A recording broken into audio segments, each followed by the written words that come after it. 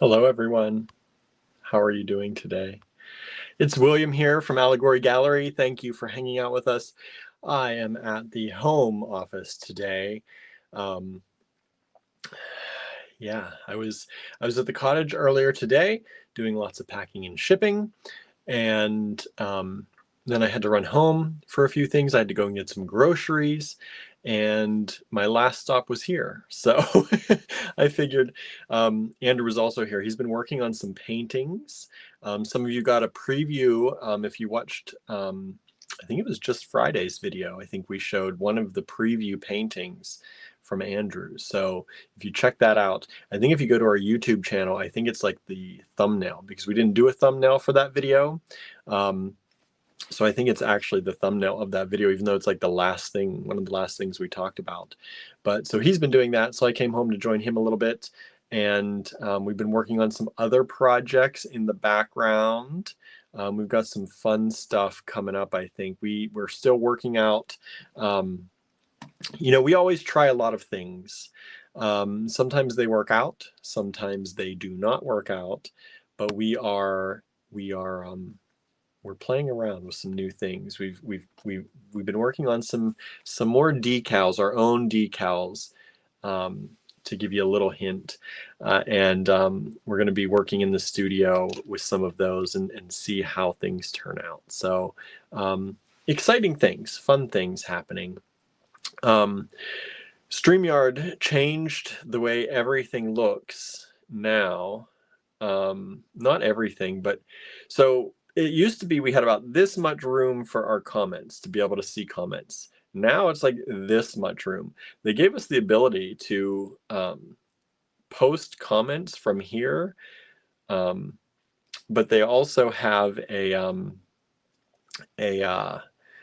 thing that says can't post comments to some destinations, which takes up about this much space. So I can see literally if everyone writes one line, I can see two comments, but the little thing that comes up that says there's new comments below blocks out the second comment. So I can see one person's comment as long as it's a one-line comment at a time. There's such a big border around everything, and I don't understand it. I gotta write them and be like, why are you doing this to us? We want to see our people's comments. We don't care about the giant logo in the upper corner here. I know I don't have one of the big phones, like I have an iPhone. It's a Pro, but it's not one of the big ones. But still, this is like the normal size phone. This should, work. Hello, Kimberly. Thanks for joining us. Susie is here. Hello, Susie. Both Susies are here. Beth is here. Hello, Beth. Thank you for joining us. Kim is here. Hello, Kim. Boy, we have Kimberly and Kim. We have Susie and Susie. We have Beth. Kim says lots of Kims, right? Beth says make sure we all hit like. Yes, please do. Norma is here. So far, only one Norma. If you're here, thank you for joining us. We really appreciate you hanging out with us. If you are new to our channel, thank you. We are a small business located in Western Pennsylvania in the United States. We had our store in a town called Ligonier for 13 years. We recently moved to a larger city called Johnstown last year. So we have a physical store where we are open Friday, Saturday, and Sunday. And then we have a robust online and going live business that we do here from Ligonier. So sometimes from our house, which is where I'm at right now in our office, and sometimes from our cottage, which is our jewelry studio, metal studio, soon to be casting studio, and filming studio. We also have a room there called the bead room, and that's where a lot of our stash is hidden, or not so hidden. It's kind of everywhere on every surface and in every drawer. So we welcome you. Thank you for hanging out with us. We have been in business for, well, since 2011, however long that's been, almost 14 full years now. And we love beads. We love jewelry making. We love getting artistic in whatever way and creative in whatever way. We do not just stick to beads and jewelry. Andrew often dives into painting, which he's working on some paintings now. I do pottery. We do a lot of different things. Andrew does polymer clay. We do resin pouring, all different fun stuff. And so mostly these lives are tailored toward hanging out with you all and showing you jewelry making supplies, which is the bulk of what we do. But we do we do venture out, and as time goes on, I think you'll see us venturing out a little bit more and a little bit more and a little bit more.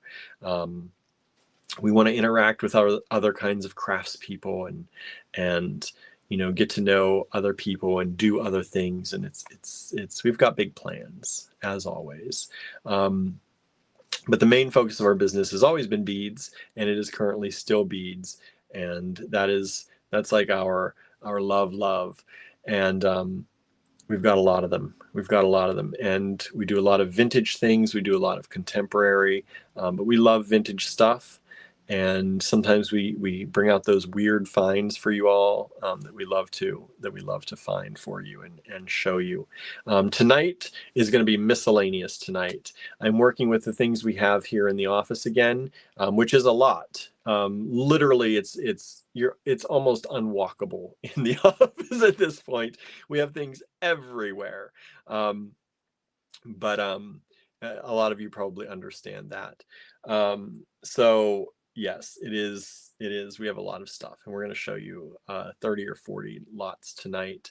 But first, we always chat and we hang out, and we like to get to know you. So hit the like, hit the love. Make sure you follow us or subscribe to us. If you're watching on YouTube, Allegory Gallery on YouTube. If you're on Facebook, Allegory Gallery on Facebook. If you're out there on Instagram, follow us on Instagram, please. Allegory Gallery. That's right up here too, Allegory Gallery. So you can find us. Just use the @ sign. It's probably somewhere around here. It says @ Allegory Gallery. My screen's reversed, so I have to guess. I think it's around here somewhere.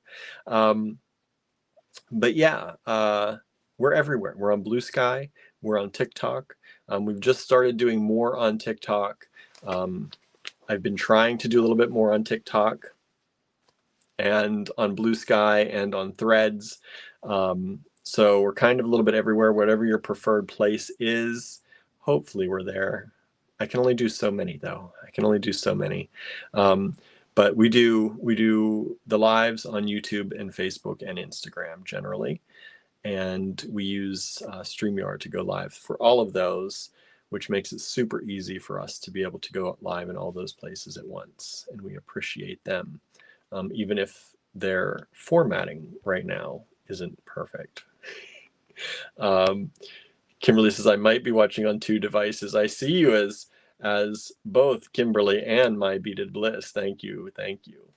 Julie is here. Hello, Julie. Thank you for joining us. Yeah, so it's been this weekend. We had book club. Did y'all join us? Some of you joined us. I know who joined us.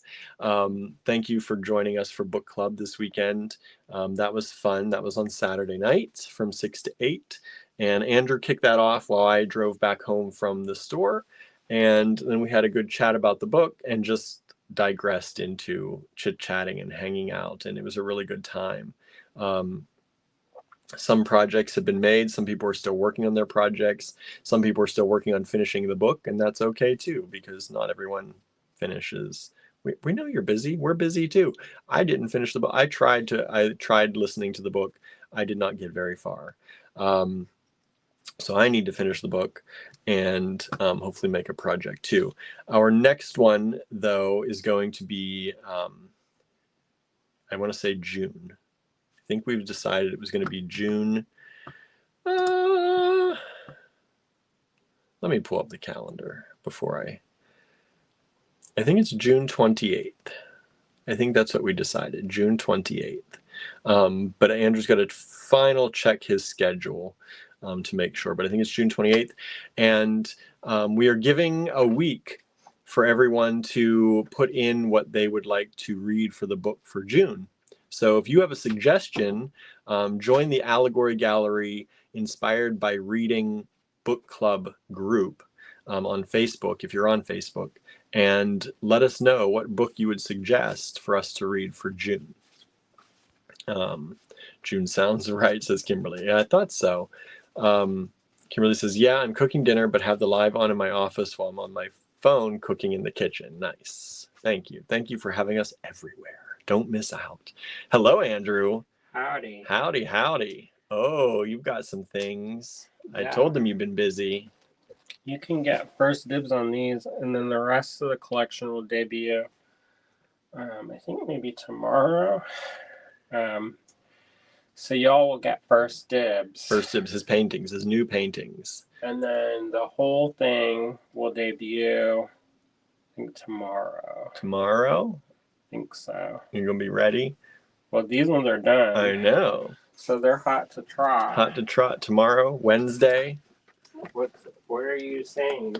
I don't know. Names of the week? Okay, he said tomorrow, so I was just trying to give you something for your day on Wednesday. Well, in theory, I can have more. There's a bunch that are in the progress. Yeah. So I was going to debut them all at once and do just one drop.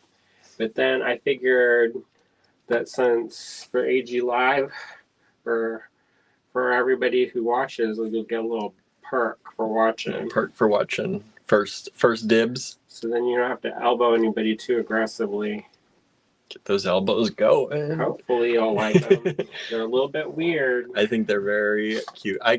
He asked me what my favorite was, and I had a very hard time picking a favorite. They're really good. So we'll show you those once we flip the camera around a little bit. And yeah, Andrew's just been working on a raffle. Correct, for Crafting the Future. Crafting the Future. So if you don't know what Crafting the Future is, it is a nonprofit that supports BIPOC makers in the craft industry. And so I worked with, so if you don't know, I'm on the planning committee. I'm one of the founding members of SPARK, which means Smith's Promoting Accessibility Community. You missed that R, didn't you? SPARK. It's a mouthful. Because that's why it's an acronym. So Smiths for the Promotion of Accessibility, Representation, and Community. There you go. Because there's a lot of in-between words, too. Yeah, SPARC, Spark. And if you're on Instagram, it's Spark_metal artists. Because we wanted to make sure that people knew what we were doing. Yeah. Instead of just like... Just Spark. Because that's already claimed for one. Yeah, but yeah. So anyway, so we are, it's for people who work in metal, who are BIPOC. And if you don't know what BIPOC means, because there's a lot of acronyms, it's Black, Indigenous, or people of color. And I know some people are like, well, can't everybody just get along? We're never going to get anywhere if we don't all get along. But one of the important things is, and this is something that I've never experienced until last year, was in the craft spaces, they're predominantly white. It's true. And there's nothing necessarily wrong with that, except that sometimes that makes people who are different feel not seen or a part of things. And so last year, in all of my crafting days, so how many is that? Over 20 something. I've never been in a space with only BIPOC people in the craft arena. Yeah. And so it was really impactful. I was getting like choked up, and like I saw somebody else getting choked up at the same time, because that was the first time they had experienced it too. So one of the things that we do is we plan exhibitions and retreats, and the next retreat is a Touchstone that's coming up in September. So keep your eyes peeled for that. And we're also doing an exhibition And the exhibition's called Born in Fire. And so you heard it here first, y'all. That's the first I've heard. Exciting. And that exhibition is going to run at Touchstone from August to October, I believe. So, anyways, we wanted to support Crafting the Future. So, a couple of the folks on the planning committee donated items that we're going to be raffling off. And what's Crafting the Future? They are, it's all kinds of crafts. So, mostly glass, because the people who started that, Corey Pembroke. I have to look it up. I only know the people's names on the Instagram. Yeah, the handles. Pemberton.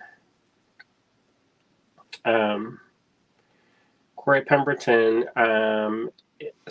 started at Penland, and they support different workshops, especially for young people, to take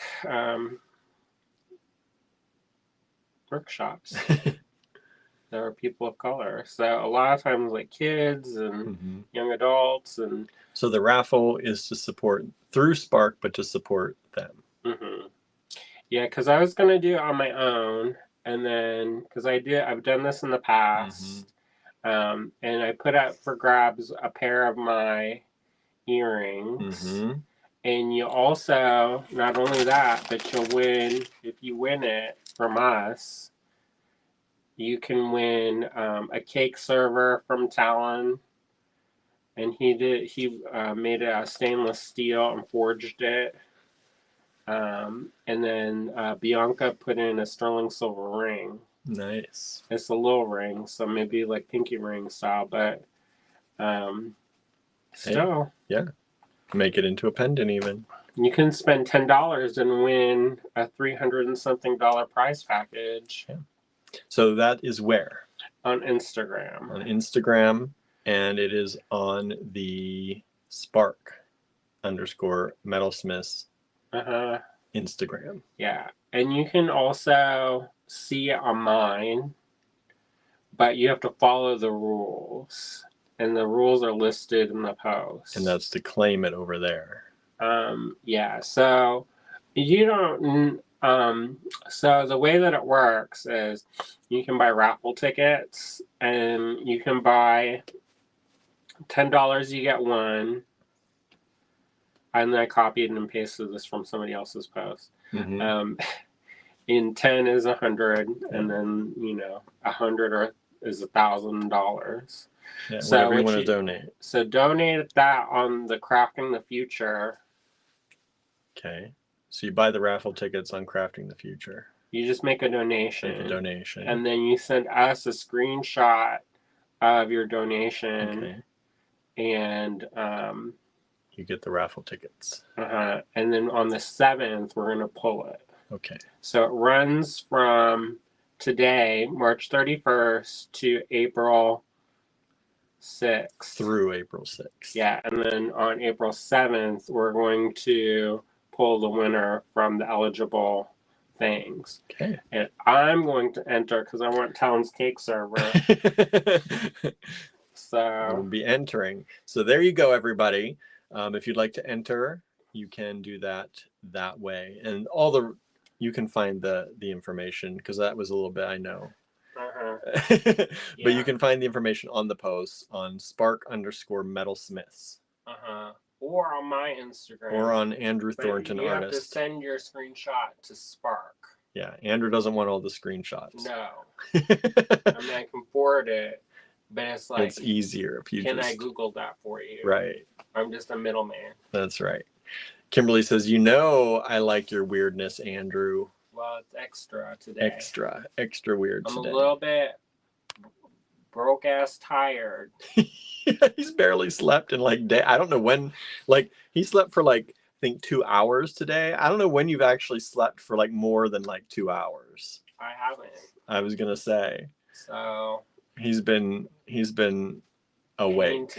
Painting. I had to stop today because I've been painting all week. So how many is that? I don't know. There's a day that I slept more than a few hours, but I've been painting. I had to stop today because my hands started hurting. He like takes a little nap and gets up and paints, and then Uh-huh. takes a little nap and gets up and paints. And I've been totally neglecting my email, my Instagram, everything. Your health. Well, He's at yeah, least still whatever. eating. He's at least still eating. I've been trying to be mindful and go on walks and stuff. So Susie says, I know I'm broke ass tired. Yeah, I'm glad to hear that Smudge is doing better. That was a relief. I hope he's still doing better. yeah, it's Um, stressful. yeah, it is. Kimberly says, what day was migraine day? That was the day. Every day. Right, but the real migraine, that was the one day he rested. Oh, I still work. can you run down? I had to plug in the keyboard downstairs and I stole this thing for the phone. Cord? Yeah, my phone's at 10%. Ooh, I know, playing with fire today. I don't like that game. That makes me nervous. I know. So what have you all been up to? What's everybody doing out there today? If you're out there, please say hi in the comments. We love to know you're here. We love to talk to you.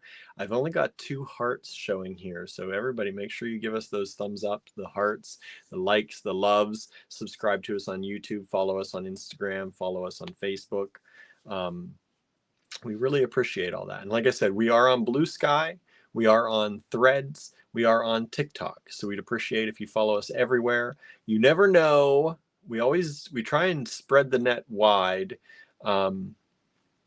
mainly because we like to reserve our username. When a new something comes out, we try to reserve the username so that no one else can steal it and pretend they're us and like put porn on it or something, right? We don't want that.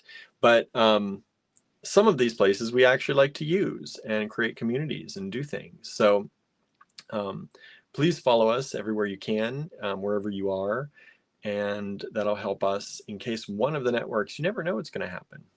You never know. People, every day end up losing their entire page sometimes. So we don't want that to happen.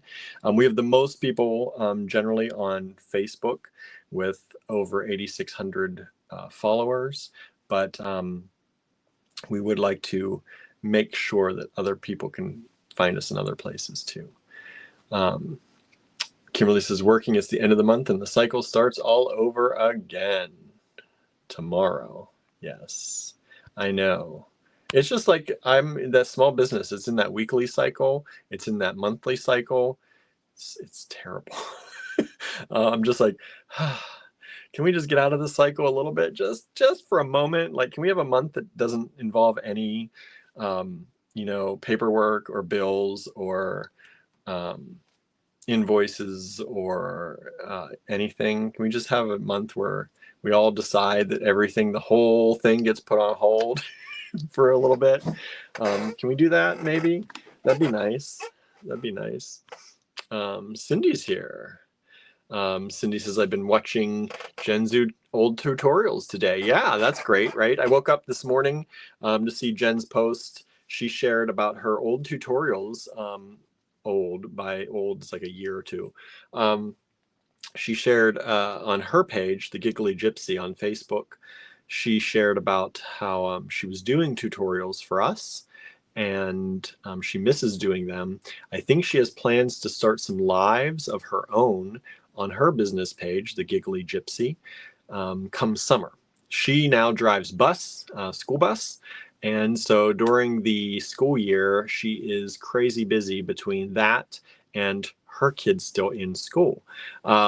So in the summer, she's hoping to get back more into, it sounds like, into crafting and doing some more tutorials or live shows and things. So although I don't know that we'll be able to get her over here again, we would love that, but I don't know what that's going to look like. So do be sure to follow Jen over on the Giggly Gypsy, so that whenever she does start doing things, hopefully this summer, you can watch her there too. All right, got my cable. Thank you.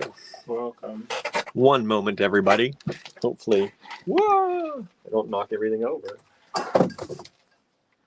Hello. Hello, he's trying to say hi. Here's the thing. Of course. You got it?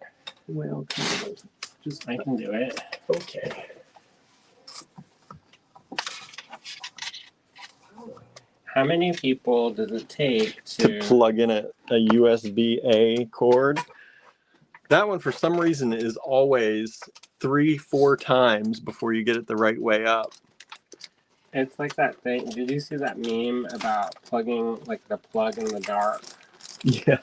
And then No, I don't know if I saw that, but they're like, start like this, and then turn it over, test it, and then turn it over, and it will be right. And do it the exact way you did it the first time. Yeah. Okay. Is it charging? Yes. Because this cable's tricksy. Sometimes you plug it in. It says it's charging, but it's not. Okay, there we go. Whew. Let's see. We probably should turn the camera off. Susie says, I gifted one of my cars. I'm happy that it is staying in town. That's nice of you. What's happening? Susie gifted one of her cars to somebody. Nice. That's nice. Smudgy is better, but cleaning up the aftermath or pre-math has been a journey. Oh boy. That sounds unfortunate. And Susie said the icing on the cake was that I locked myself out of my apartment last night. You need to put the blue Sydney on. I know. You got that devil lock. Put that blue Sydney. Get that together. If you got back in your apartment. Right. Yeah. We put the number locks on our doors so that we can't do that, hopefully. Unless that runs out of battery. Yeah, and it gives you generally it gives you a long warning. There are keys to it as well, which we have somewhere. But we can open from our phones, we can open from my watch, we can open by the touch pad. And it's so nice. I don't have to worry about keys as much anymore. We still have keys for a lot of things, but at least I don't generally worry about forgetting my key to get in the house. I know, because you would. I have. Yeah, Suzanne is here. Hello, Suzanne. I hope you're doing well. How's the painting? Did you finish the painting? Still painting? Forever painting? Yeah. Oh, Warrior Metalsmith was over there on Instagram for a while. She just finished up a peacock piece. That was beautiful. She showed me the secret pictures. Oh, I didn't see that, but I saw the other ones. She did a good job. When she posted, yes, she did. And Lost Your Marbles was over on Instagram. Our friend Maria. Oh. Haven't seen her in a while. No. She stopped into the store just before we moved, and was talking about maybe doing classes, but then that didn't happen. So maybe we'll try and get her up Johnstown. Suzanne says, for the second room, yes. Good. Susie said, the funny part is that my neighbor jimmied the lock for me. Oh boy. I was going to say I think some apartments and things don't allow the keypads because of, but if a neighbor can just jimmy your lock for you, maybe there's no problem putting on a keypad. But yeah, so what else did everyone do? Have you eaten yet? I had a little bit Andrew made some soup over a course of 24 hours. He made this soup. I saw that too, because I had a little bit today. And it tastes better, right? It tastes better. It's a little bit. The first day, or the first last night when we had it for dinner, it was bland. It was a little bland. He rehydrated beans. Because I read this article not about from a can. These rehydrated beans are supposedly so much better than canned beans. I don't know what they're talking about. Maybe better health wise, I don't know. Better taste wise. I don't know. I need to read all the article, the 10-page article. The 10-page article, right? The recipe that's put the cans and soak it overnight, and then everyone's so creative. Yeah, so put the beans. He soaked these beans overnight and then cook it. And he did that, and then Like if it was just beans, it would have been like they'd been fine. I couldn't tell the difference between canned and rehydrated. But I may but the soup last night just tasted like beans. Yeah. So I the beans overpowered. readjusted. Yeah. And I think it's better today. It's a little more flavorful today. Yeah, because I like flavor. I don't want to, and I made a big pot of it. Yeah, you did. You don't want to eat a big bland pot of soup for days. Here's some more. Would you like some beans with some beans? So we had that yesterday, the bland version, and then I had a little bit of that for lunch today. I went out, I took a walk today. I took a walk for about a mile. I didn't get invited. You were sleeping. You were sleeping. You actually went to sleep, so I didn't want to wake you up. So I took a walk. And that's how our cat Idabel talks. Yes, she does. She goes, Kimberly says, aside from the salt in the can, I don't taste a difference. Yeah, they're very salty. We do try and get the reduced salt canned one, or the canned reduced salt. Your heart. Because of my heart. But not everything comes with a reduced salt. So, you know, I guess, I don't know. I can't tell the difference. If this is one of those things, you gotta want that. Yeah, like. Because that's 24 hours. I like the canned beans. I don't mind them. Now, if there's more nutrition in the other beans, then I see that makes sense. Maybe. Well, you're gonna cook the heck out of it anyway. Yeah. So I don't know. I don't know either. Because I don't think canned beans have that bad of a taste. You know, like I can see what it would be if those one big beans. You know, the ones I'm not like a navy bean or like those great big ones. Because sometimes when you open those up, they're mushy. All get out. The flat, large ones. They are just some mush. Yeah, that's true. So this is like you get a little bit more texture. Yeah, the beans are they're not crunchy, but they're like. They're not mushy. They're not mushy. So. Vicky says, I don't like canned beans. They always taste like the can to me. See, I don't notice that. See that. I don't notice that so much. It just depends if you're sensitive to that. Yeah. Like sometimes canned tomatoes, I can taste that. Definitely with canned tomatoes because of the acids. Eat the cans, I feel That's why I put sugar in mine. People like, what? But then when you put the little bit of sugar, you can't taste the can. I don't know. It's witchcraft. Kimberly says lima beans. Yeah, lima beans is one of those too. Everyone's so creative. We get this at the Great Northern beans, or what? They're great big. I want to get the Gordo Rancho ones. They're supposed to be so delicious. I don't know what that is. Gordo Rancho. Gordo Rancho. It's a type of Kimberly says, I can taste the metal in veggies, so I buy more frozen than canned. Yeah, generally when we do veggies, we like the frozen veggies too. We added that to the soup too. We had the soup before we put the veggies in. We forgot to put the veggies in before we had to eat. And I was hungry, so we didn't even have veggies in the soup. There were vegetables. There were some, but it wasn't like, I think he had carrots and. Oh, it's Rancho Gordo. Rancho, isn't that what you said? I said Gordo Rancho. Oh, yeah, Rancho Gordo. That I guess that's a company. Boy, that's like $10 for a bag of beans. They better be good beans. But they're from Milk Street, so they must be delicious. From where? Milk Street. Where's that? You know that dude, America's Test Kitchen? Yes. And he does that. He went off on his own. So he's on Milk Street. Milk Street, okay. I forget his name, but yeah. I think usually I like watching his show. Yeah. He's very good at what he does. We just got a cookbook somewhere in the pile. Did we? Vegetables from Milk Street. Who knew? Who knew? Generally, I'm like, oh, and then I put it aside. We get a lot of books that come into this house. Correct. We get a lot of books. Every day there's like a book coming into this house. Every day. Every day.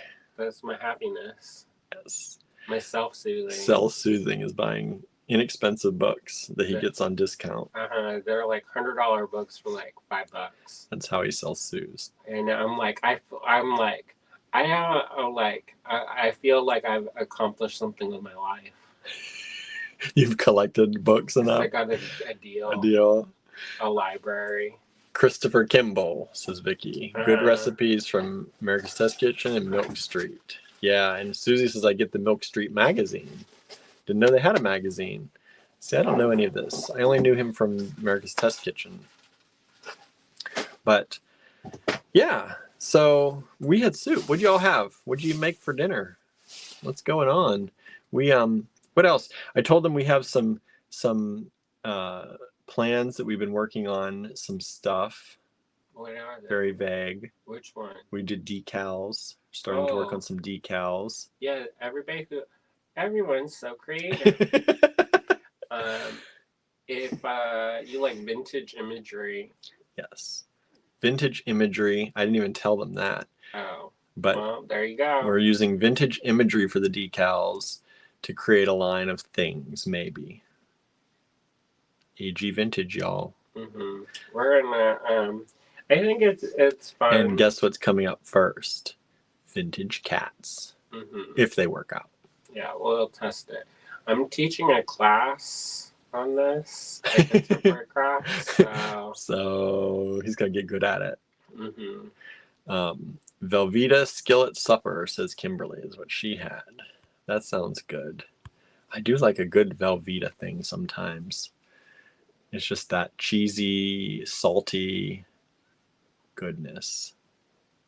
Andrew's looking at me like, Velveeta? Yeah.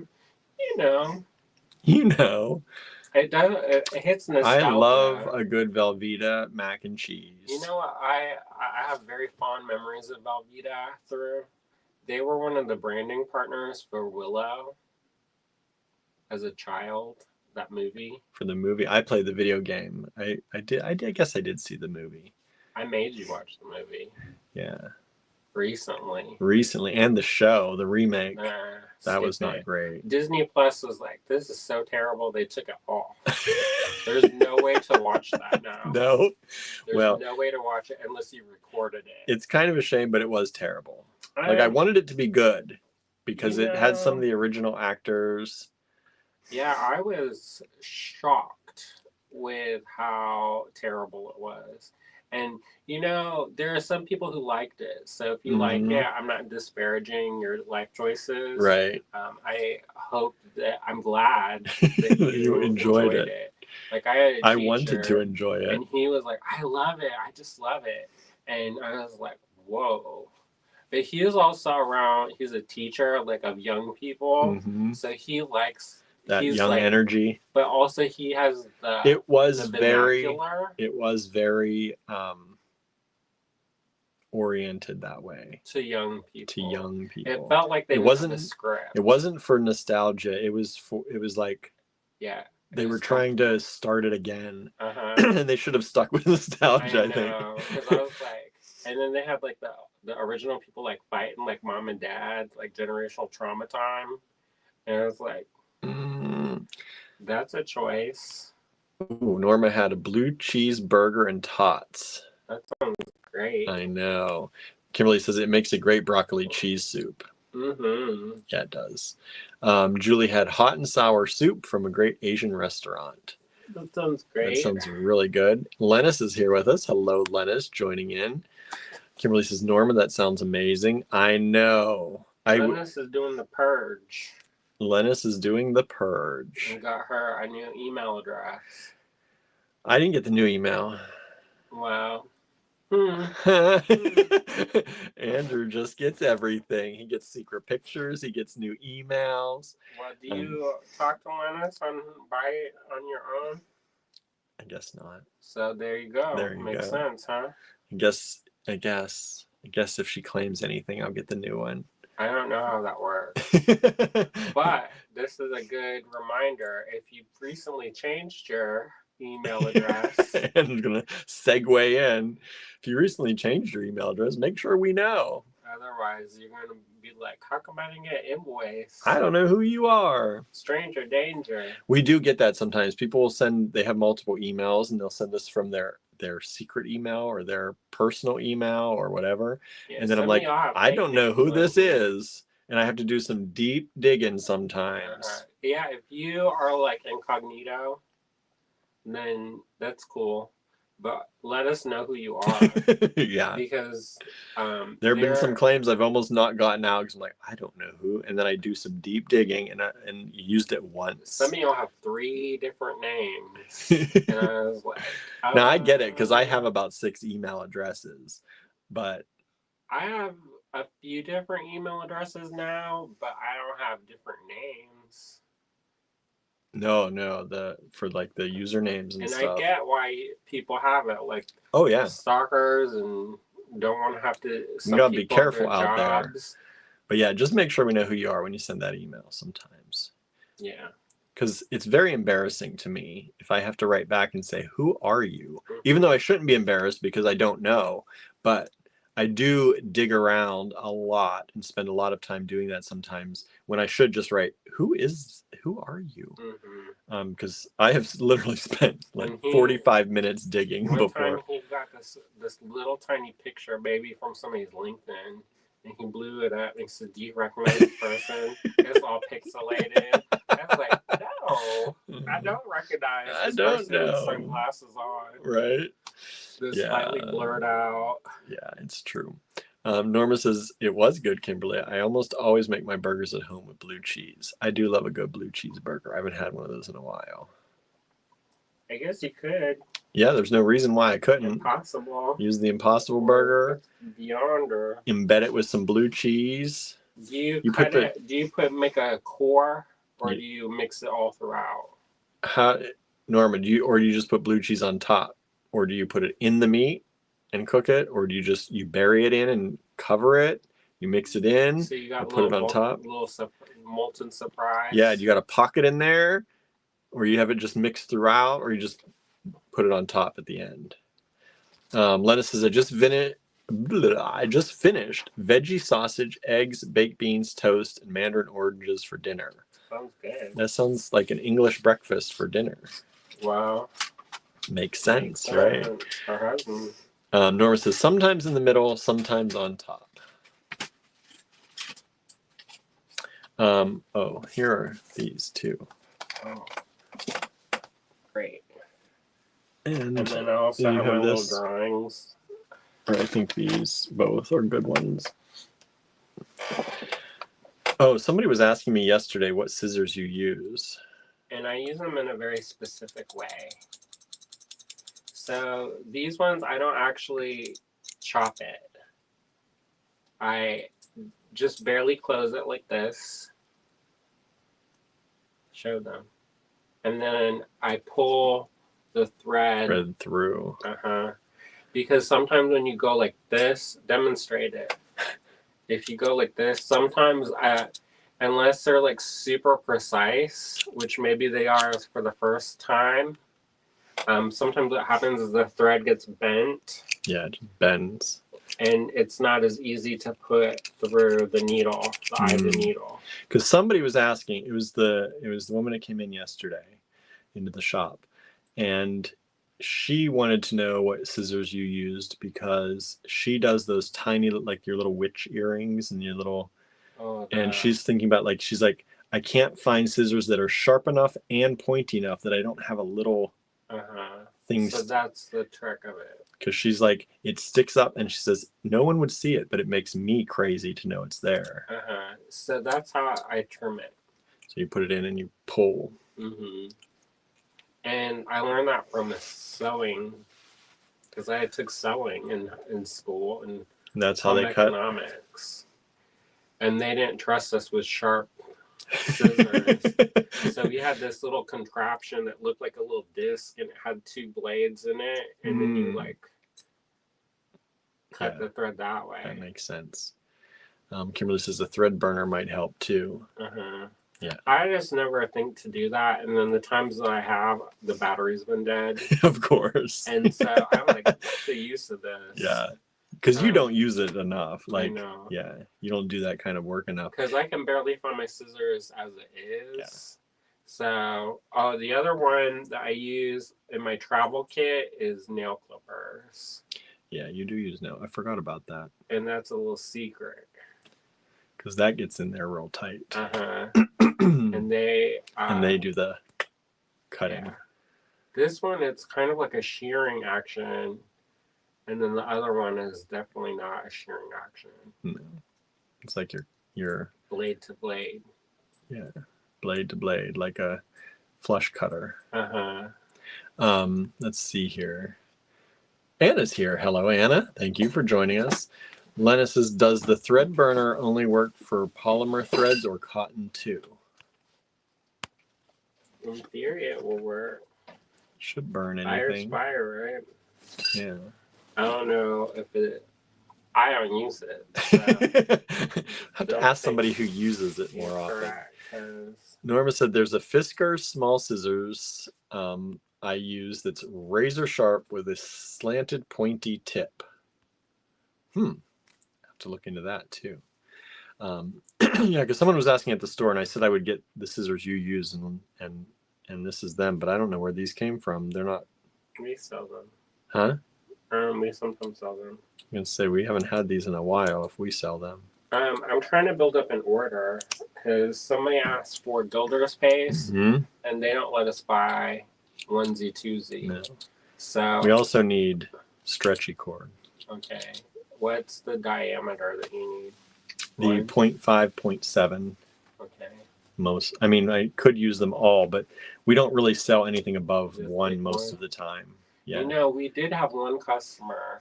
I just sold some the other day for thick. Yeah. I just sold one of the pretty thick ones because they needed it to stand up to little kids pushing through beads, and they wanted something thicker, so they used that. But that's the first time. Mainly, I definitely need 0.7 is like the good. 0.5 is a little tiny.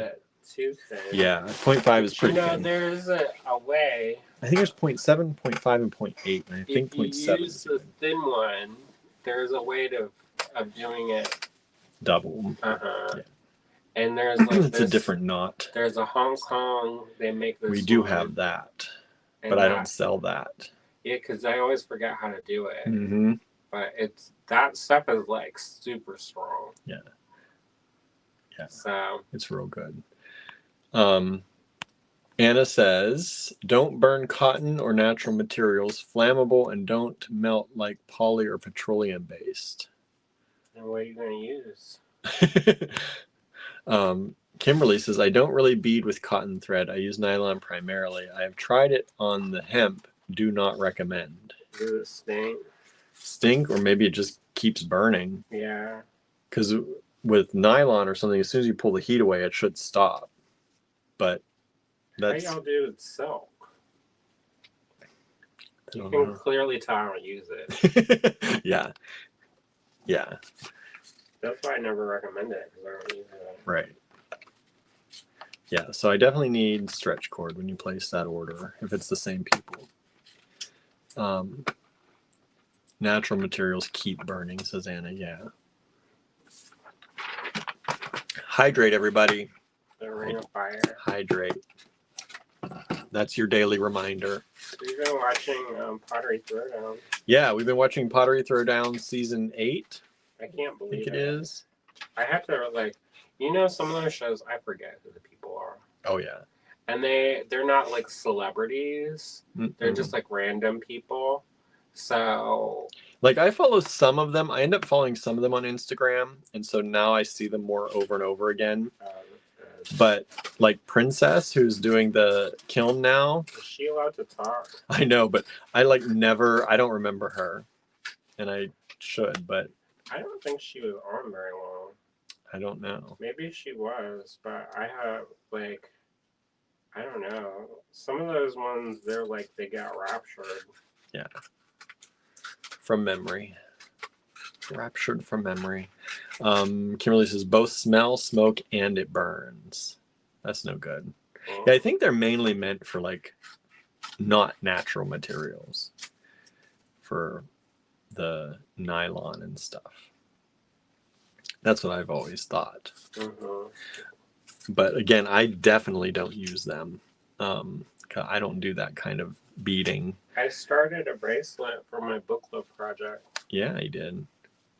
And if you want to see it, I have to adjust it. That's this one, right? I have to see. You can lift it up. Is it gonna not fall apart? I don't know. I gingerly moved it. I'll show you when we turn the camera. That's pretty cool. Spiral stitch. That's a cool spiral. I'll show you all whenever we change the camera. Charlie just joined us. Hello, Charlie. We didn't even have to say turquoise. No, we didn't even. We brought up the coral.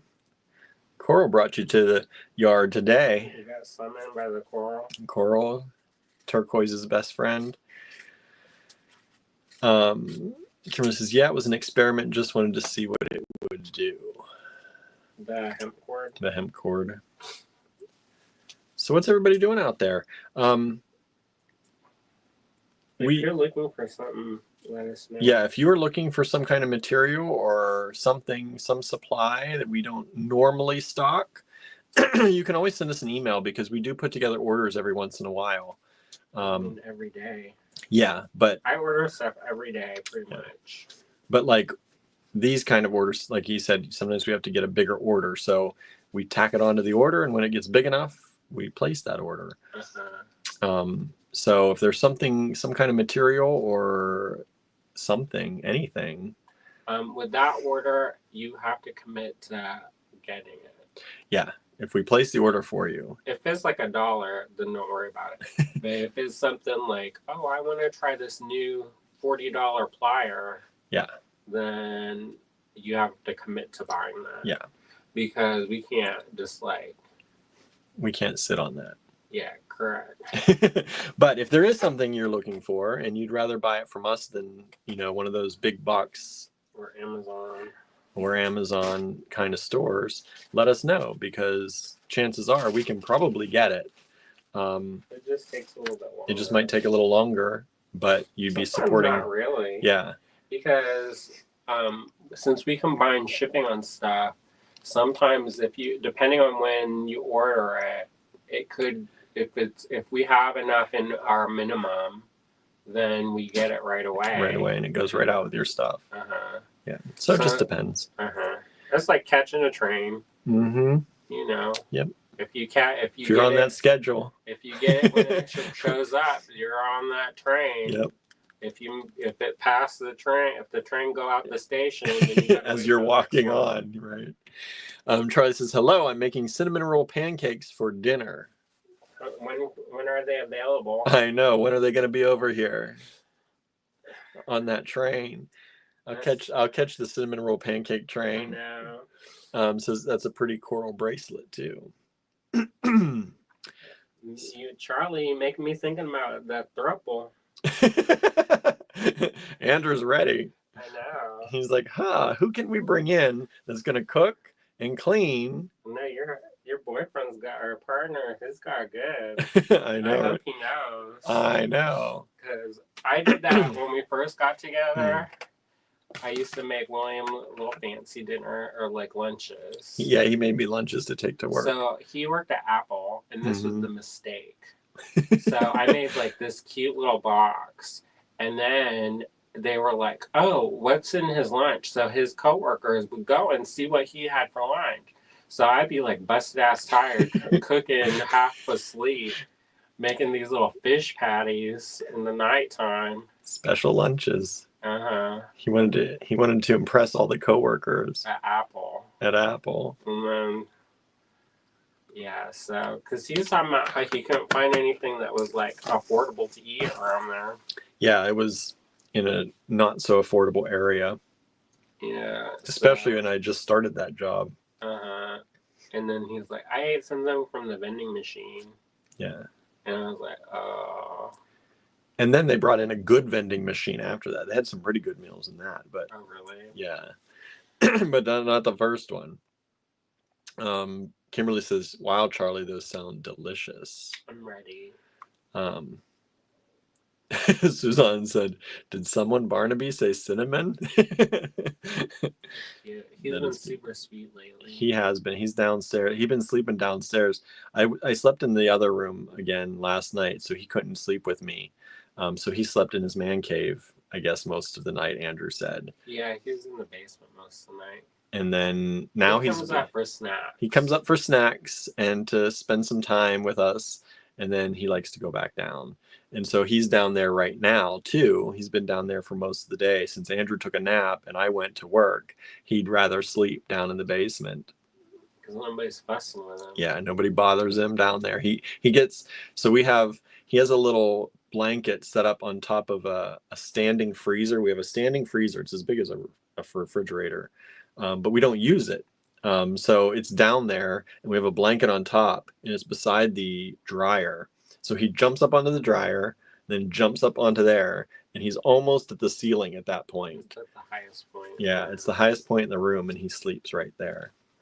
It's pretty cute. It is very cute. He has another spot too. Yeah, we have a table down lower, and he sleeps there. And he was sleeping there for a good few weeks, and then he just moved back to he rotates. Yeah, I don't know. I moved some stuff on top of there, so it might have been. Oh, that's why he stopped. Shifted. I don't know. Yeah. Why do they do anything? I know. Charlie says, "LOL, I'll make everyone chubby." I'm already there. I know, right? And then says, "Oh, I used to make nice lunches when I had an audience. Haha, it kept me busy." You make nice things anyway. What are you talking about? Oh, like what's nice? And what do you consider nice? I know. Like filet mignon. I'm like, what is nicer than what we see you making? But yeah, Andrew's like, wonder if we could get someone in here to cook and clean. Basically maid.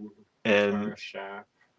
And do the things that we don't but also pay rent. Want to do and contribute to the bills. And I was like, how did anybody? That's how the throuples happen, because people can't afford anything. People can't afford anything, so they bring in someone else. And then that's why they're poly. They just have a whole bunch of Yeah. No, that's not why. That's and not if why. You're poly.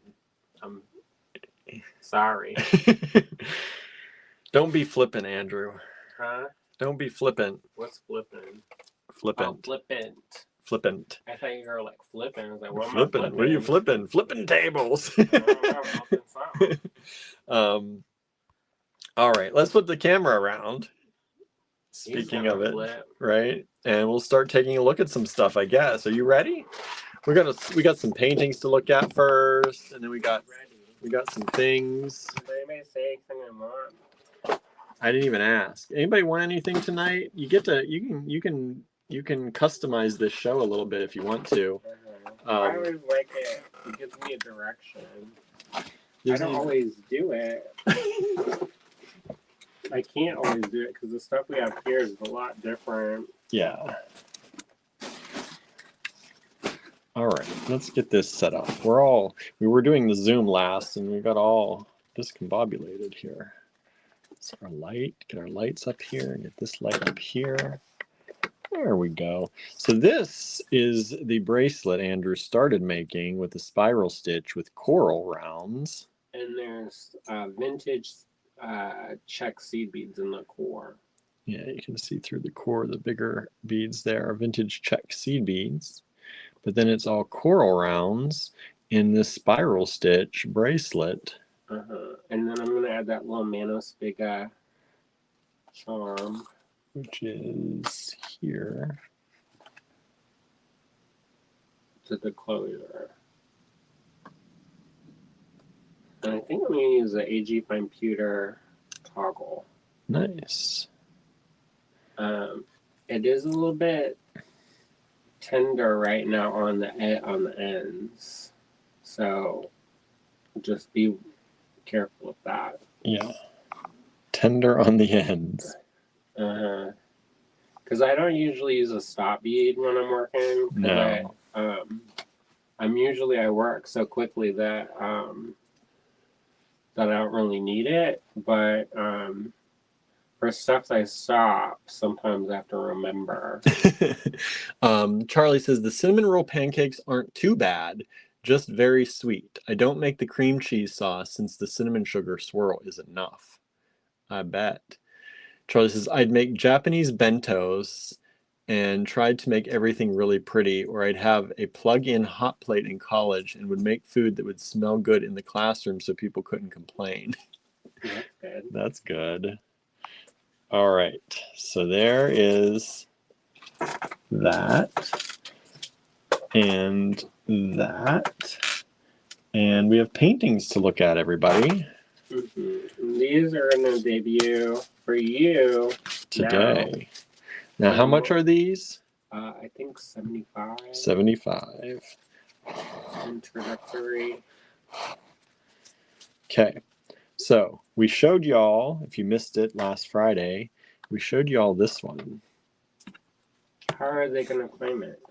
How are they going to claim it? I haven't named them yet. So make a number for just the paintings. Okay, I need the papers then.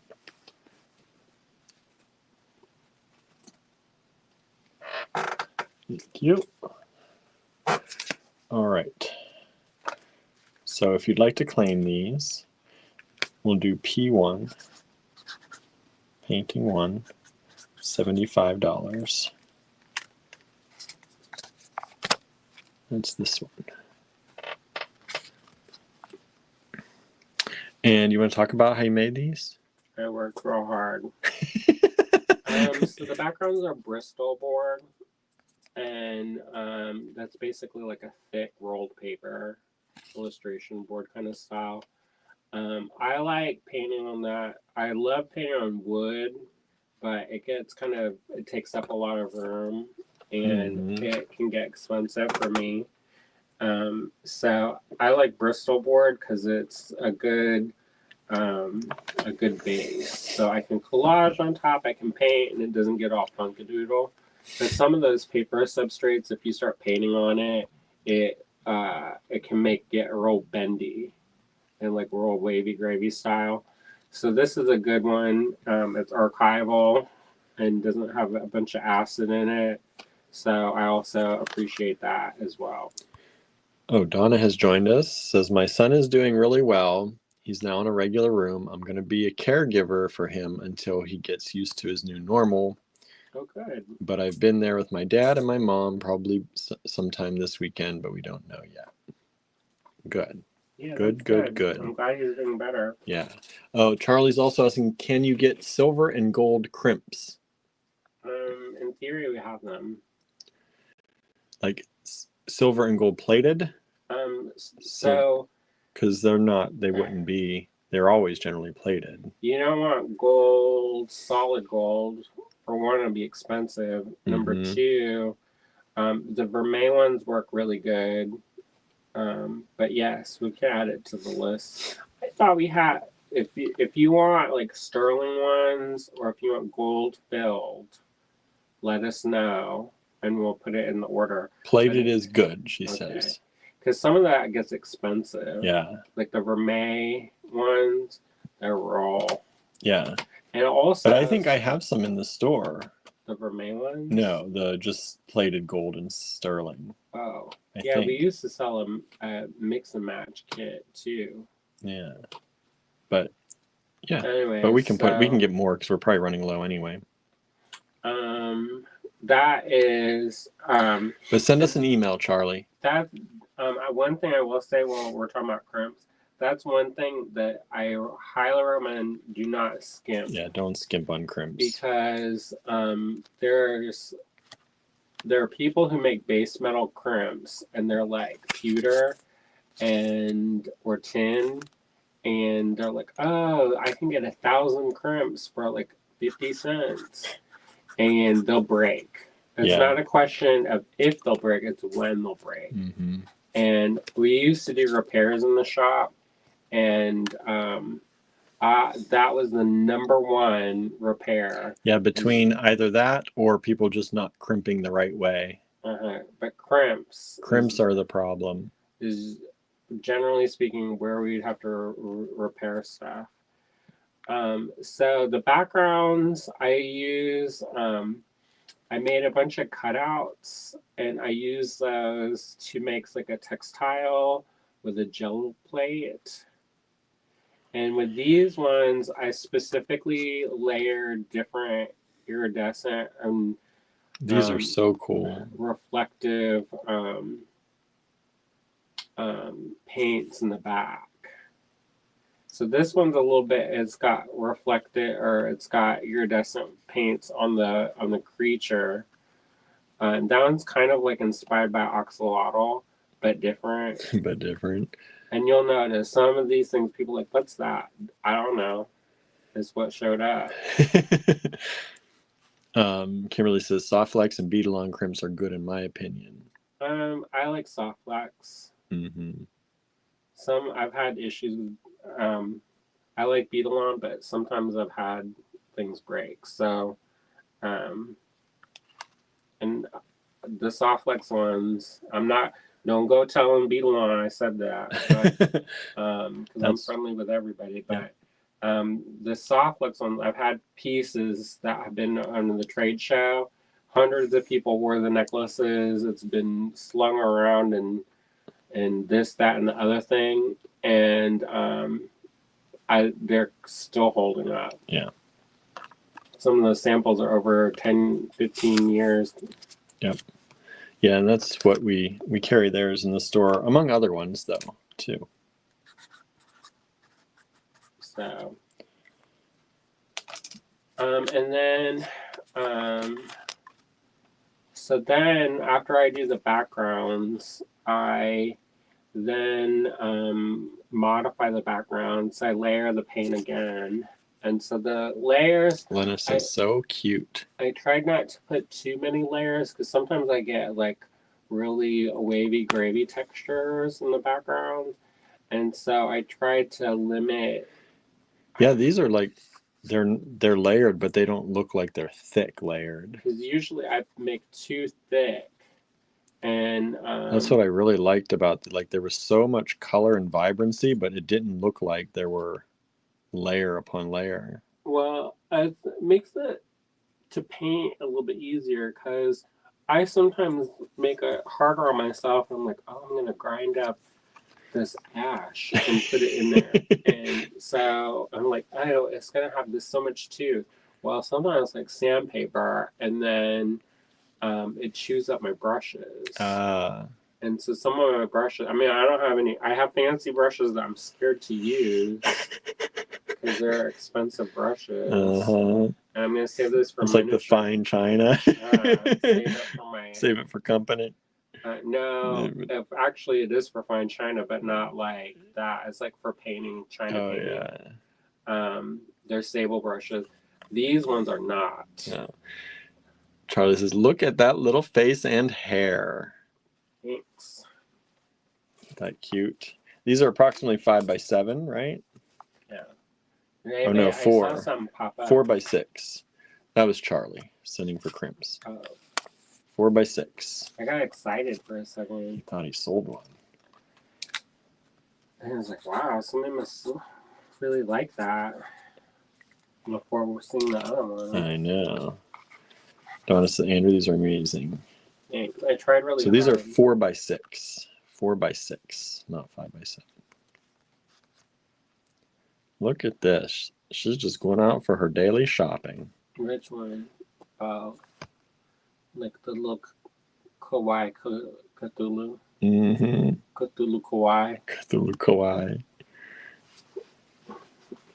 That sounds like a band. Julie says, these are so charming and whimsical. Thanks. Well, I kind of feel like whenever I've had hard times in my life, I've retreated to kind of fantasy. And there's a lot of stuff, going on in the world. And it's a good way for me to kind of like, not necessarily escape, but reprioritize creativity and imagination. So instead of being like sucked into existential dread and angst, it's better for me to focus on like cute creatures. Right. Like the world is hard enough as it is, so I think whimsy is highly underrated. Mm-hmm. I was talking to my friend Cynthia, who used to own Ornamentia, and she's like, whimsy is underrated, but like, what gives you comfort and what gives you joy? So It's true. I make little stories in my head. I'm not going to tell the stories because I think sometimes that skews. Yeah, everyone likes to make up their own stories. So sometimes too, I'll like somebody Like I will, said, she's going shopping. That's probably not the story. do whatever it is. Right. But sometimes I'll make a story and then they won't like it. So Like, I made this series of things called Opal Girls, and they're basically little harpies or little bird girls. And I wrote it in combination with a story. So I had this idea that I'd like write a story and then like illustrate it. And it took a while to sell them. We still have a few. And I think when, I don't know, sometimes it's too much, too specific, so. Look at that belt buckle. And those buttons. Them gold buttons. So I like pumpkin-headed creatures. We had one on our porch that we made for a scarecrow called Cornelius Pepperpot.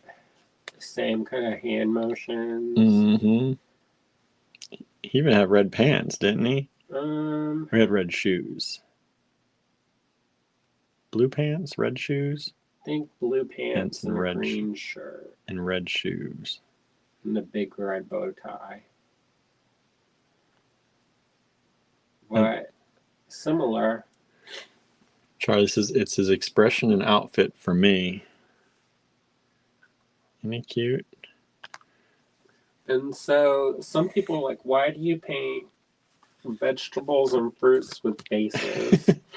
And so I like them. But the reason why I like them is my grandma in her kitchen, she had these chalkware little play. I don't know what you would call them. They're just decorations that you hang on the wall, and they're made from chalkware. And then they used to have like it was like the equivalent to paint and sip, but like in the 60s or 70s or whenever.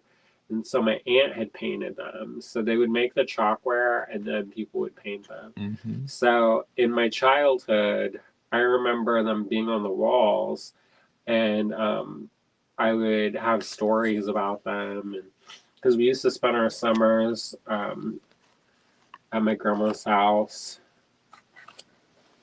And so, it left an impression. Mm-hmm. I love this background on this one. It's so colorful.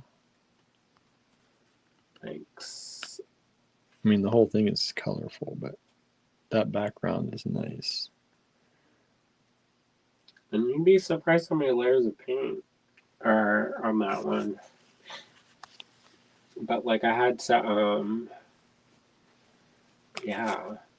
sometimes to get the right color, I have to go and build up, because I work in washes of color a lot of times.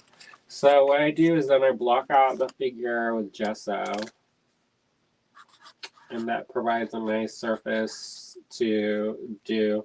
And then I've done different videos on this before, but I alternate between adding shadows and highlights. And then so I build that up, and then I start adding color and working washes on top of that. And if you have any questions about how he does anything or what he does, ask in the comments and we'll try and answer if we can. And also, if there's something you're looking for the Monday Miscellany night here, let us know in the comments as well. So that one, he's got to be careful because his body's made of sticks. His head's fire and his body sticks. No scratching your head there. You got to be careful. He's got a rough life. Maybe. Maybe. I thought it was cute. That a little bit cute. creepy. Yeah, it's like the stick man or whatever what do they call that? The wicker man, or I don't know any of that horror stuff. That's just what it reminds me of. The Scarecrow. Love this next one coming up.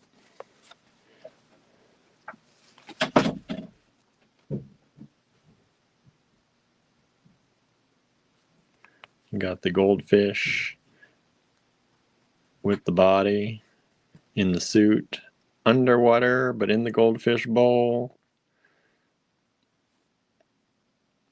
I just think that's super cool. What do y'all think of these, everybody?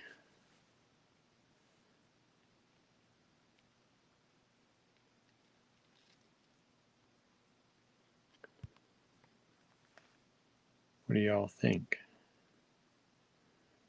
You like this new series? He's got more coming. You're getting the introductory price, $75 each. We've been talking about pricing and his artwork and how I think he realized he's been underpricing himself a lot. Some things he makes specifically so that they are affordable. Of course, we want everybody to be able to afford things. But some of his art that he puts more time and more effort into, we realized, especially going to the one craft show, that he was underpricing himself. So we're trying to do better with some of that. This is still basically free. I know, but at least this is a little bit higher with an introductory price of $75. They'll go up a little bit when they go online. But it's still a lot of work for what he puts in them. Suzanne says, very nice. Lena says, I love them. Vicky says, they're great.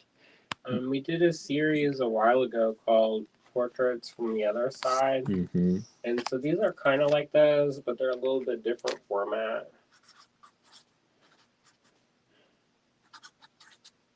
And the last one of these for tonight, Kimberly says, those are nice. They're so creative and fun. Thanks. There's the little boy cat going fishing.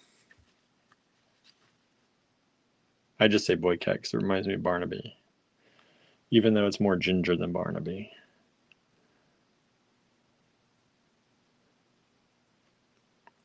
Could be a girl cat too. I don't know. I don't look. It's not up to us to determine that. And so, yeah. I like when you hold it, like you can see this, there's like the green metallic, but when you look at it, it's almost not there. It's like a holograph. It's so cool. So that is P10. That's the last one for tonight. If you'd like to grab any of those, they are $75. Do y'all want to have a sneak peek of the other ones? Oh, we're going to sneak peek of the other ones too. I can, but sometimes I don't like showing stuff in progress. Mm-hmm.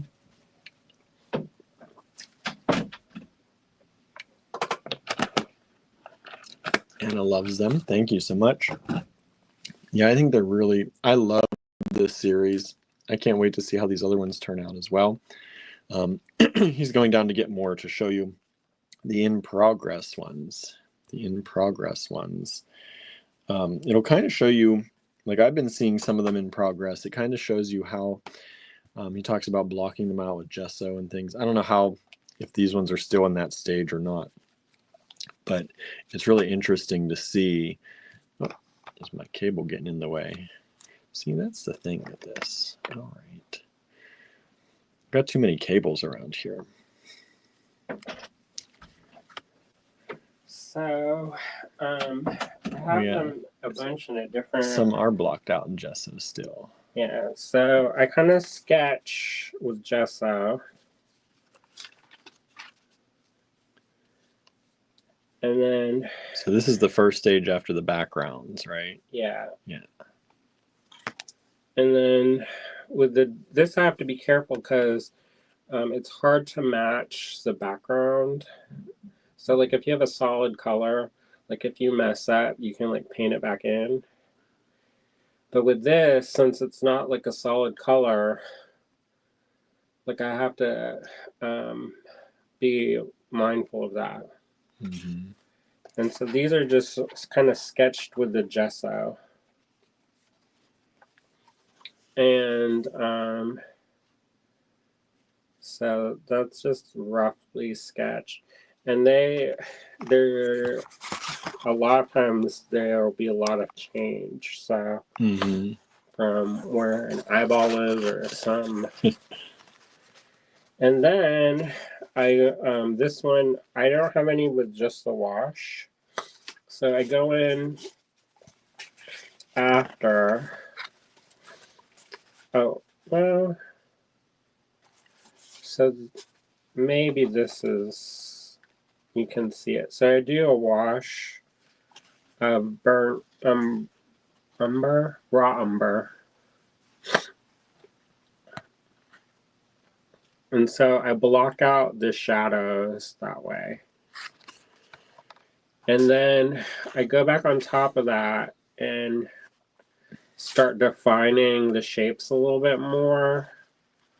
So then I block out the shadows and then I block out the highlights. And that mushroom was gonna be real complicated. And then You're gonna finish all these tonight? yeah, I can probably do it. This one made a lot of progress since the last time I saw it. And then I keep going back and forth between like basically outlining and adding shadows, and then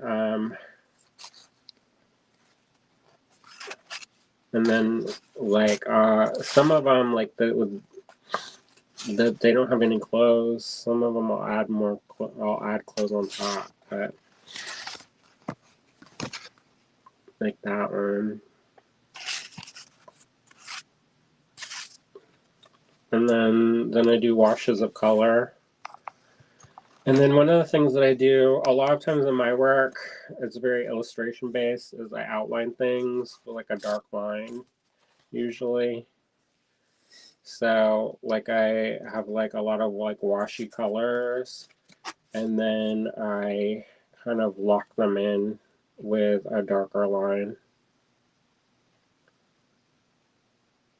So that's how I make them. Lena says, it's so mean. How can we choose? I don't know. I know, Lennis. That's what I said. He asked me, what's your favorite? I'm like, how do I pick a favorite? This one is definitely one of my favorites. And then I have loved this one since I saw it. I just love that concept. The fish in a fishbowl, but underwater already. Like, I just love that. And what's my other? I really like this one too. It's very vibrant, lots of good colors. That one's cool. I'm gonna do it. I set a timer for myself, but I don't work on just one at one time. I work on like 5 at one time. Yeah. So like they are so cute. This one here. So I can get a pretty good pace if I work on 5 at once. My problem is if I start stopping and noodling on one, then it starts taking longer. But so I paint it. Her face. I paint, and that's an old timey swimming costume. So I also, that's another thing, is like look up, research costumes and clothes and. And sometimes that's good because it gives me a chance to take a break. I feel like he's gonna get his banjo out at some point. He's singing. Yep, he's gonna get.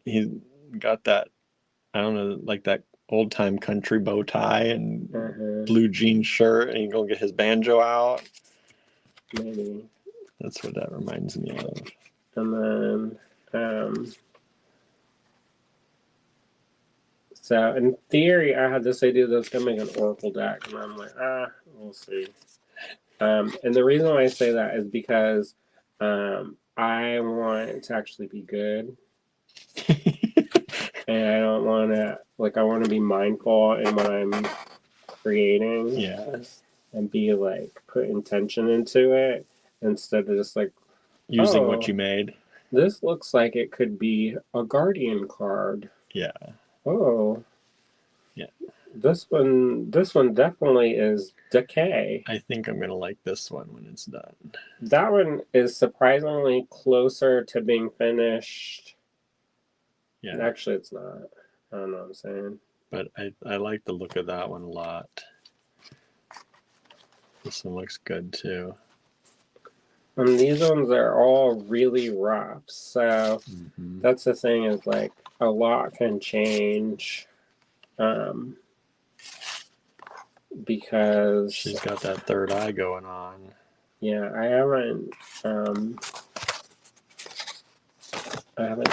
Yeah, I'm still butzing around.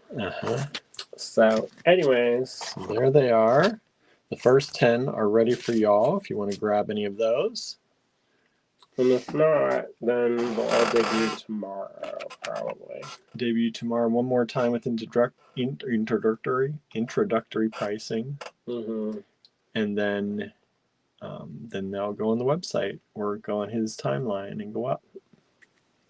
I have to think about it, because I might just keep them. I might just keep them. Keep them. Sometimes that happens. They go into the dragon hoard. It's true. There's a whole room full. There is. That's how our guest bedroom is decorated. So, anyways. All right. We'll see how they go. Let's see. Did we do? I think we did MM. We did MM. What's a letter? Give me a letter combo to try. We do TY?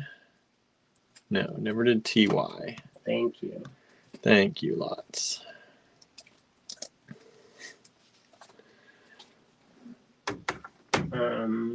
Yeah.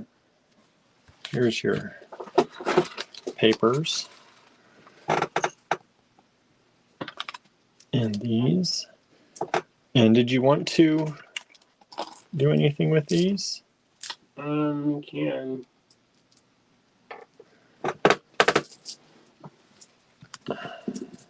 So I got some little ceramic fish, and I like them, but some of them were a little bit. I don't like they're kind of like brownie brownie style.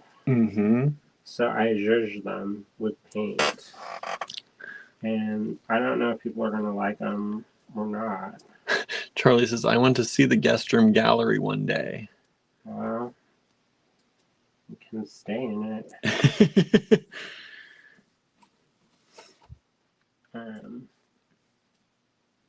So I think I'm going to sell these in lots of 3. Okay. And some of them, the holes are all kinds of funkadoodles. So that's what happens.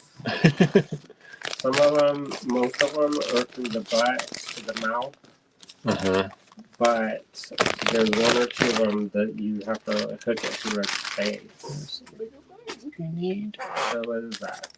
TY1? TY1.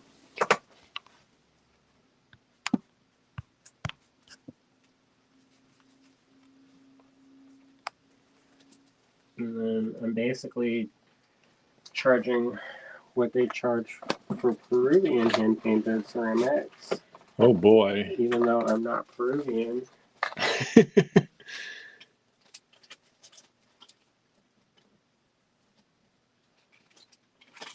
And they're all different. So we're gonna Oh, each one's a lot. Okay, so this is TY1, wow, really, only $6. $6, hand-painted ceramic fish by Andrew. This one's got a hair on it. Let me get that off of there. And these are super cute. You get 3 of them for $6. And like you said, most of them, the holes go from tail to mouth, tail to head. Some of them are a little bit wonky. Like that one comes out a little bit, on the side. It's just the way they are. I think they're originally from Mexico. Mexico originally. That's TY1. And just to give you an idea on size, these are about 30 millimeters by 18.5, but they are all slightly different. There's the penny. There's the penny, so you can tell. TY1 has sold. Thank you so much. Charlie says, I can cook and admire the art. Come on over. Come on down. I'm going to come. Let me know. Yeah, we'll try and get the house cleaned up for you a little bit.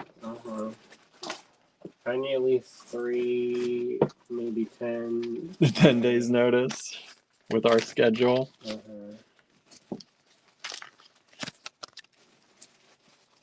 TY2. These ones are a little bit bigger, I'd say. This one is definitely bigger. That's the one that's like Funkadoodle, and that's the hole. I think you can see the hole. I think it comes out here. Maybe it's here.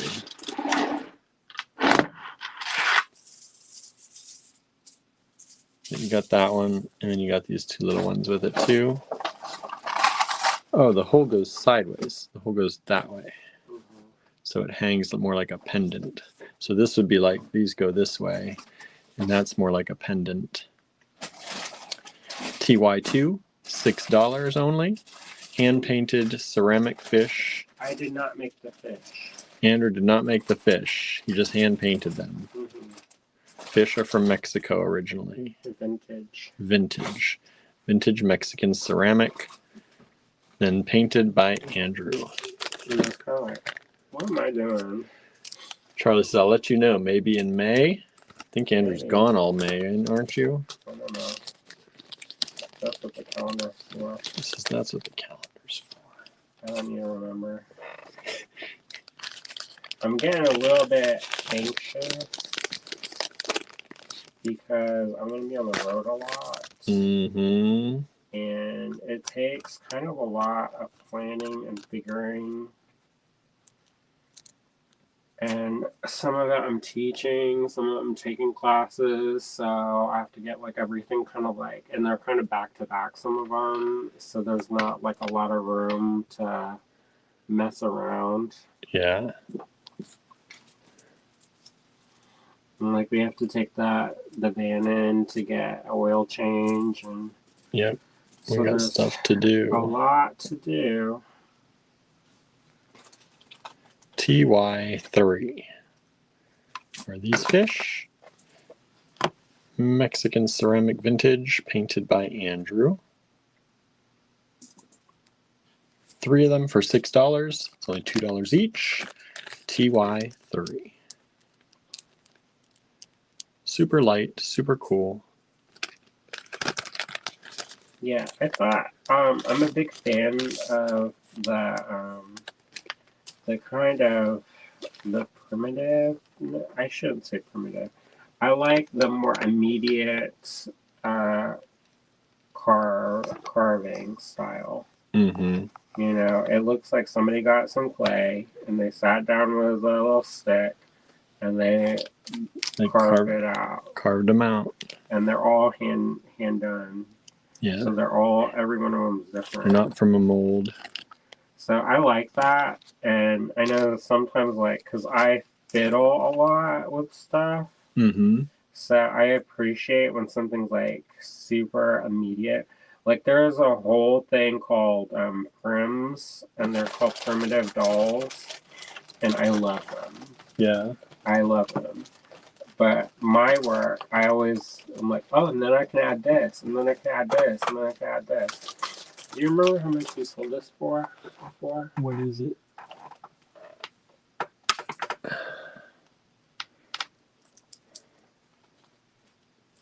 That's a Chalcedony. Yeah, we had them a lot last week. I don't remember. All right.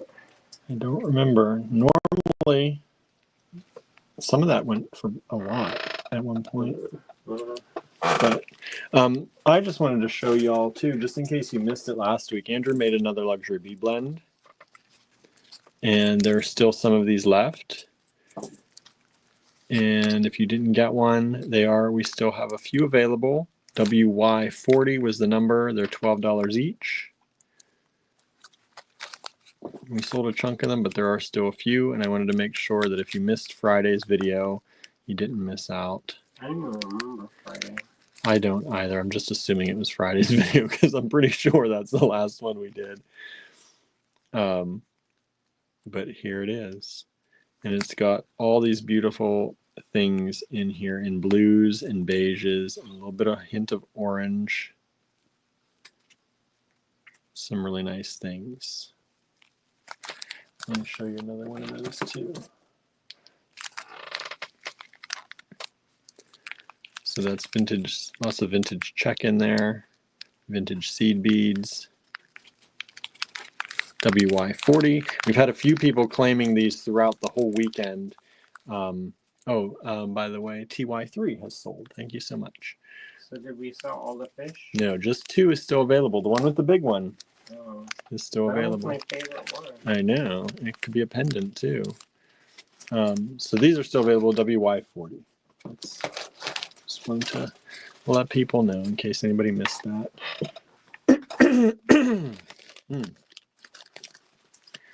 I'm excited to get my mix. Good, good. TY4. This is Andrew's doing another mix lot here. Ooh, I'm getting all of these. Look at these pretty beads. I think we've sold these by the strand for more than that. So you're getting these in this little mix with the vintage check glass. And these TY4 just sold. Yeah, because I think we've sold like this strand for like 18 or something before. So that's $12 for both of those things. It's already gone. Thank you so much. These are about 17 millimeters for that person who grabbed that. Right quick. Those are really pretty. Ooh, it's getting hot in here. I'm going to.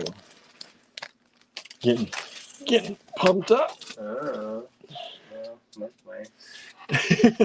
Andrew, he's worn out. I'm pretty tired. I can tell your energy's low. Correct. And you're going to try and paint more tonight.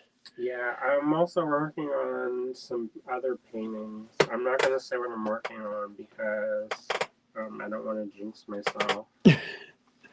I'm more apt to... Yeah, I'm not going to talk about that. Yeah. But yeah. So, but yeah.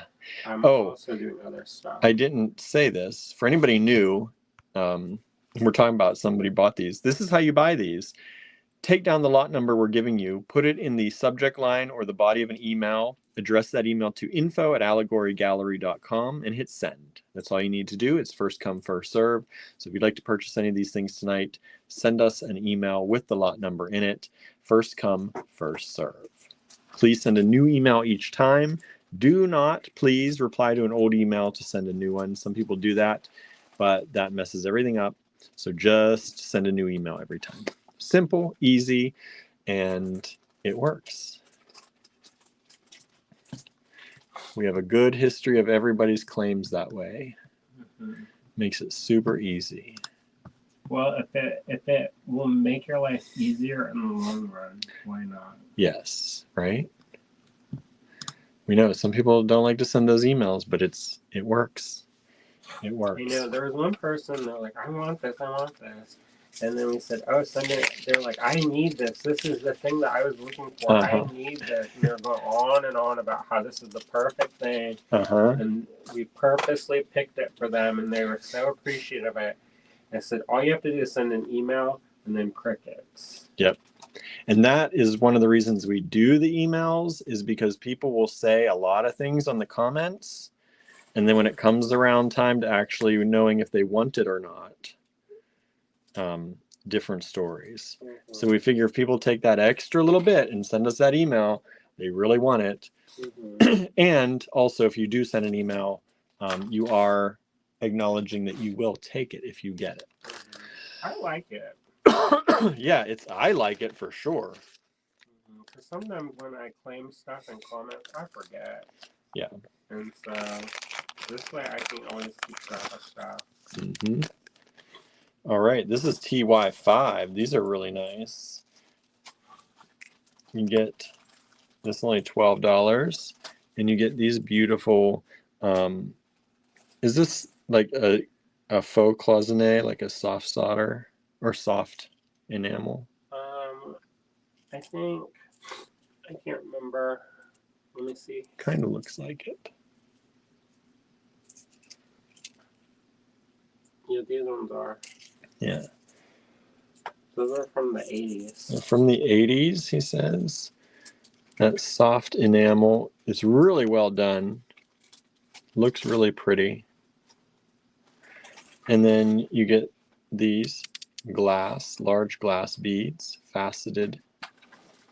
And these ones are approximately 20 by 24. These ones are 13 by 19 and a half. And then you get this beautiful strand. This is about a 13-inch strand of really nice quality tiger eye. And this kind of large faceted rice bead. I'm going to call that.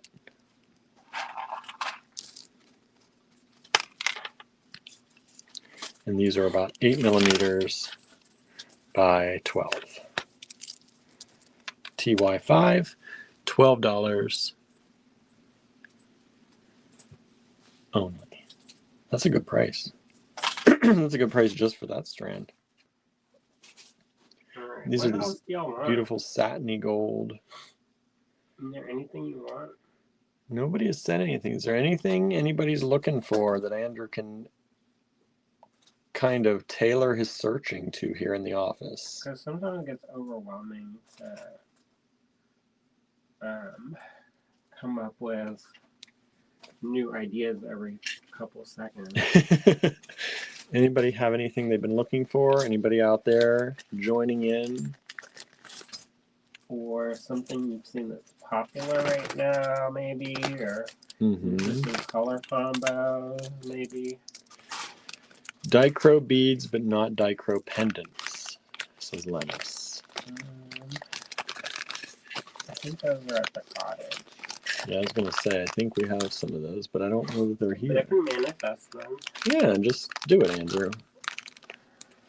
Manifestation station over there. The weather's been super wonky. Oh yeah, he must have sneezed 18,000 times in a row earlier today. I just kept saying Gesundheit, Gesundheit, Gesundheit, Gesundheit. Charlie said someone said pearls are popular right now. That would be why we've been getting more pearl orders in the online store, probably. Those vintage faceted pearls we've got.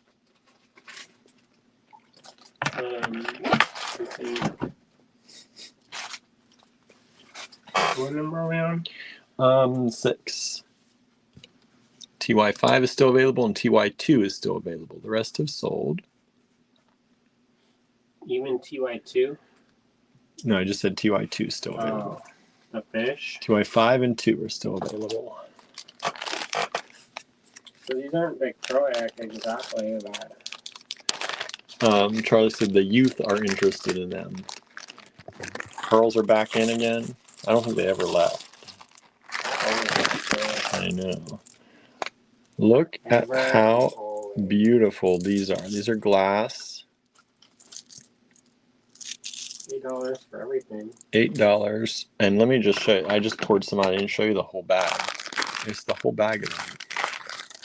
I should have put them into the smaller bag and charged the mixed price. Right. That would have made sense. Oh, wow. Lennis is using copper pearls right now, redoing a necklace whilst watching. Oh, good. Oh, TY2 and 5 just sold. Oh, thanks. Thank you so much. Everything is sold out so far tonight. Let's keep that going. Except your paintings. I think everybody's waiting to see them all. I mean, when you tell people there are more. I know. Yeah, that's the thing about. Also, I know not everybody's in the mood for. Gesundheit. Cats are fishing and random plant creatures. These are about 7.5. Taking their school photos. By 10.5. That's what a lot of them remind me of, like a school photo. Did you know I look at old photos on I believe it. So I collect old photographs of people I don't know. And so I have boxes of photographs. And they're like just random pictures of people. And so some of them, they're based kind of off of that. Charlie says, Andrew's art inspired me to try to paint again. It's been a while. Well, see how inspiring you are? Good. Donna says, I love your work, Andrew. Who? Donna said that. Thanks. I tried hard. Yeah, I think when you do things, when you tell people there's more coming, I think it just, people are going to wait. Yeah. Unless they really know. Yeah. And that's kind of good. Because sometimes I don't even know. I wait. Right. So I get it.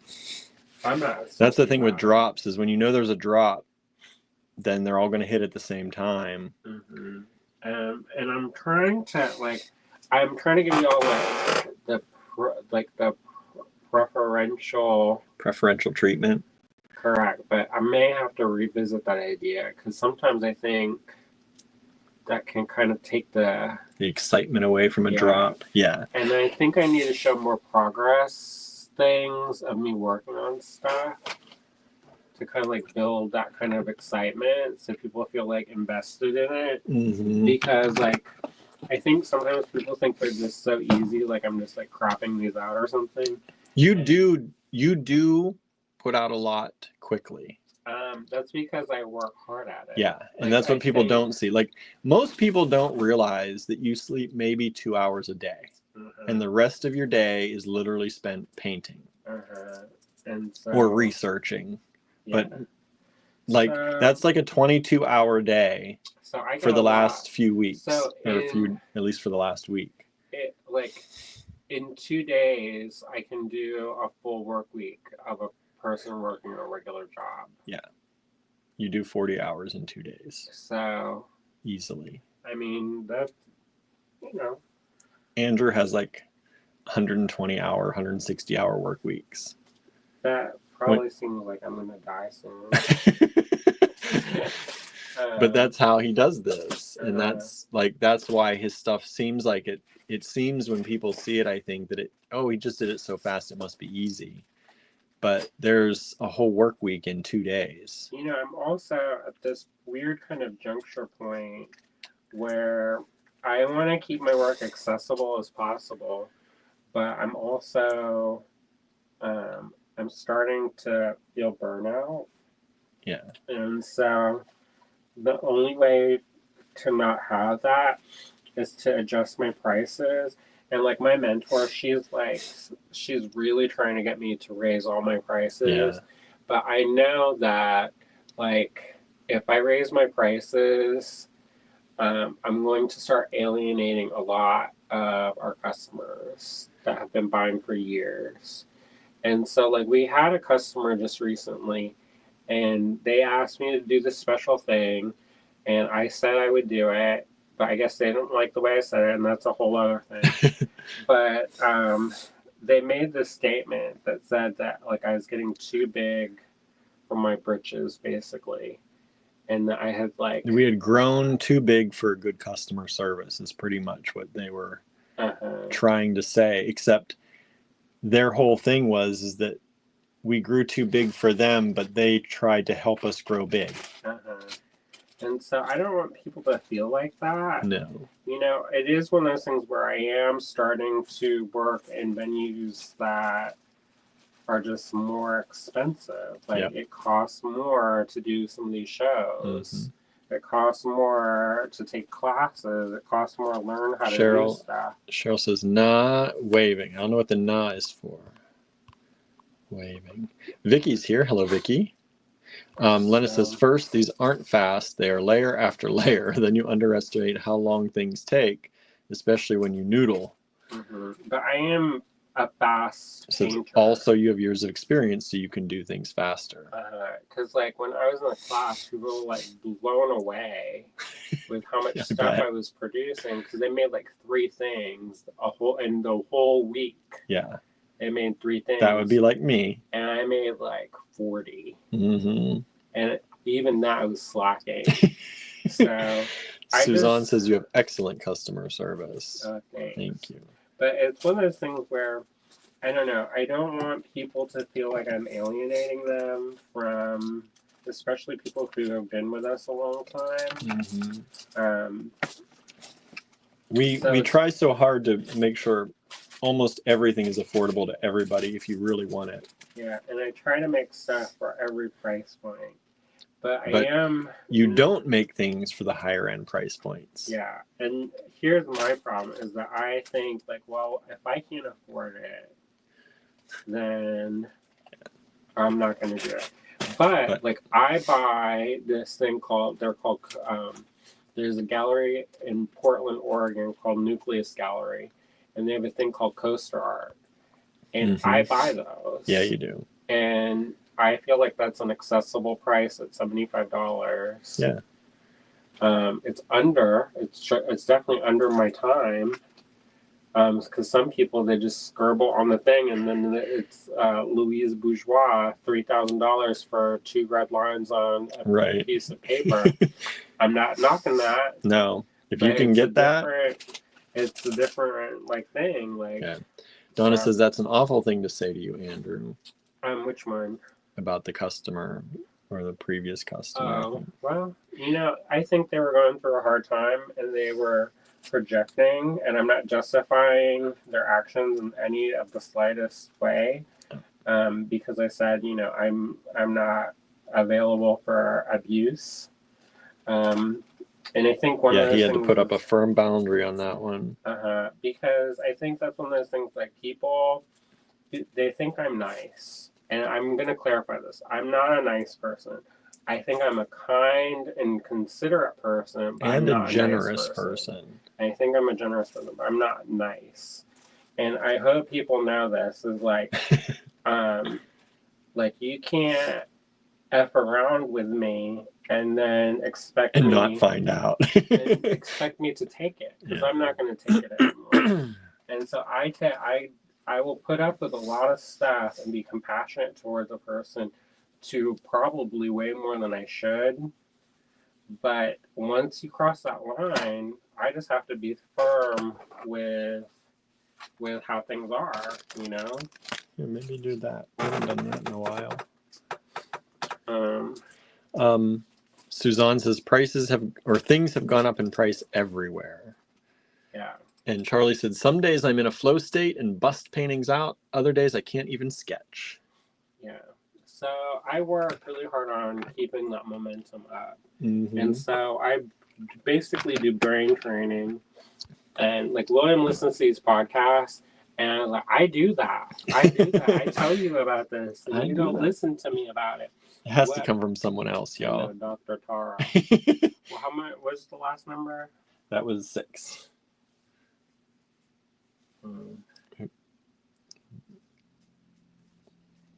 So, and I'm not complaining.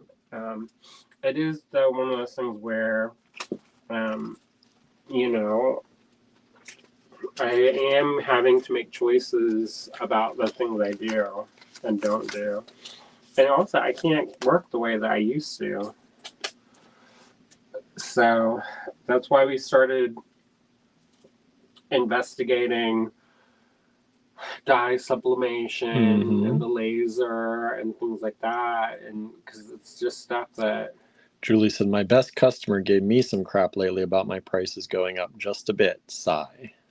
Yeah, it's frustrating. It is. Um, But like, and we always, we always try and take, like, we understand we don't like prices going up, but they go up for us too, in materials and in things that we buy. But also, do they want you to be in business or do they not? Yeah, because there's so many bead stores that are gone. Well, there's so many crafters, artists that have had to stop doing what they're doing and get corporate jobs, regular jobs, and it's really sad. And but that is like, if anybody's still in business, their prices are going up right now. Yeah, and I think it's this is really cool. This is a Lily Studios. It's a real flower in there. And she treats her flowers. Did you know that? Yeah. And so they don't fade. Uh-huh. So it's treated so it doesn't fade.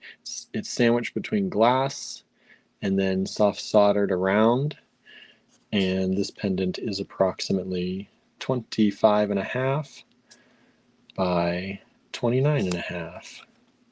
And we reduced the price from 18 to 16 for y'all, except we used to sell these easily at 18. This was a big, 24 for, this was a big seller on our Etsy when we had our Etsy. And this one went missing for a while and it just resurfaced. So one of those available. Julie says, and all my pieces are one of a kind and aren't just a charm on an ear wire. Give me a break. Yeah, that's the thing. Too, if it is. If it's right, charm on an ear wire. You can get, you can get it. Good. Right? I do think though that like but people don't realize, I think, the amount of thought that goes into an original piece every single time. And I also think, like, because one of the things that we've been talking about is pricing. And they were like, well, we need to charge $3,000 for this. And I was like, I would love to charge that much. But I'm in a different world. Like, if I put $3,000 on one of my pendants, I am pretty sure that I'm going to have that for a long time. Yeah. Maybe. Although you've never tried. I've tried. But I do think, like, people are also used to getting things from me at a certain price. Mm-hmm. So if I go too high, like, I can't move a $400 pendant. How am I gonna up it to $3,000? Yeah.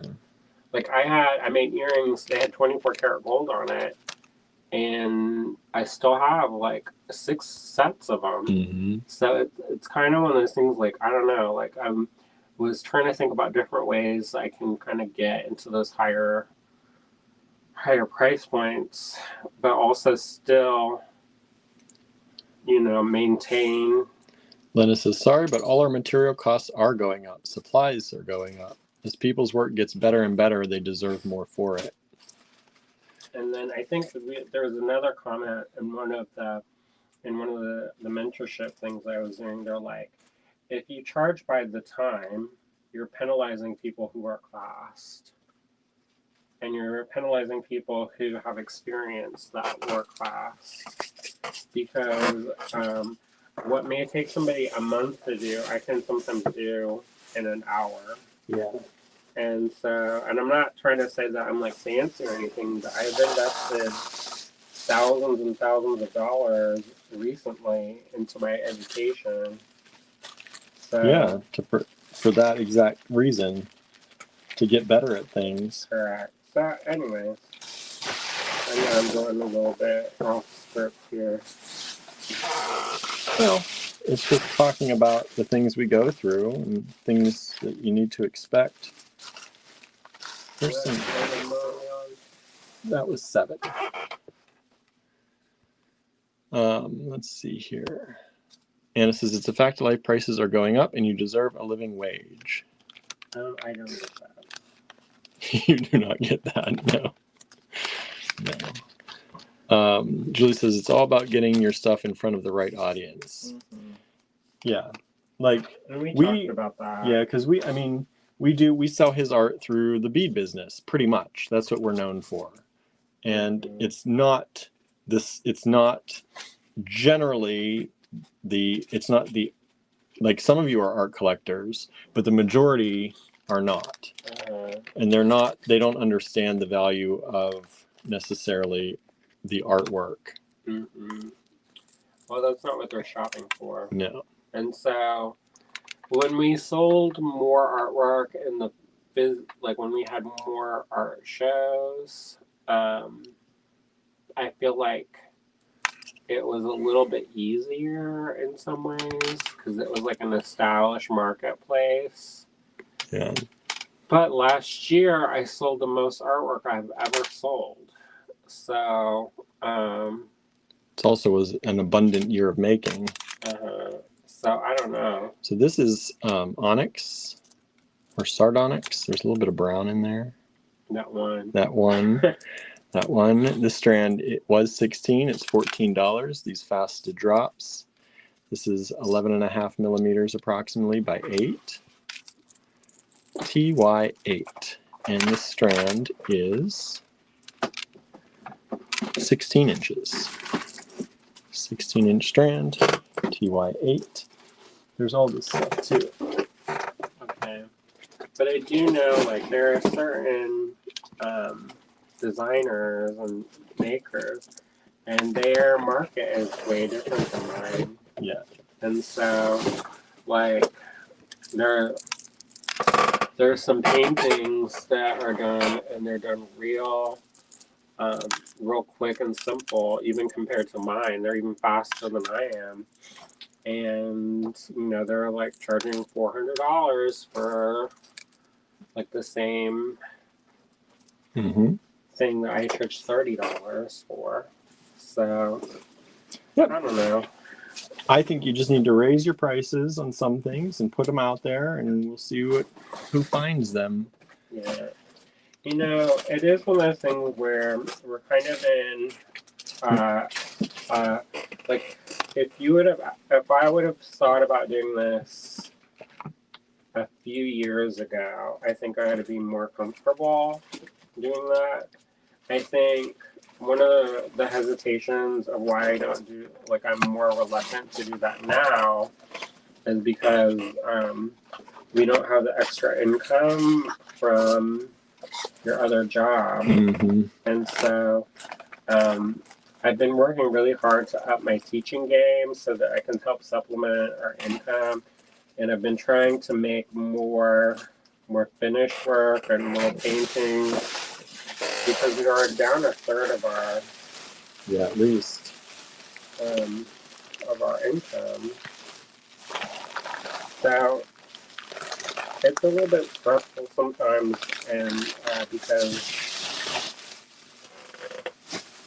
I guess I'm scared of alienating people, and I don't know. Maybe that's too much real-time talk. I do think we're very fortunate and we're very lucky.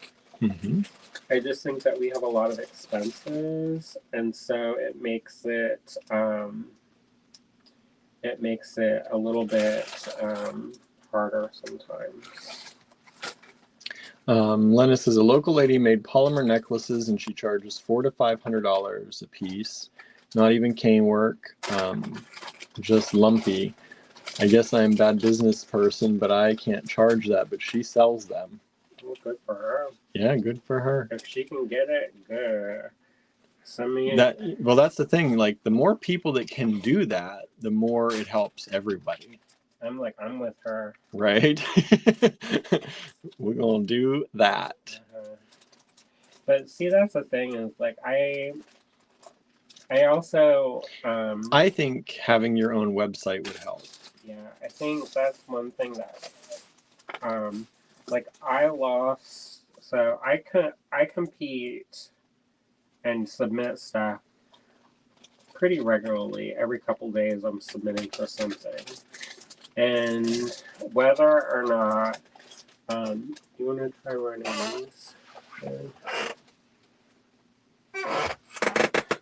Do people want to, I don't know if anybody actually bought any of those. How many are there? Let's see. Oh boy. So.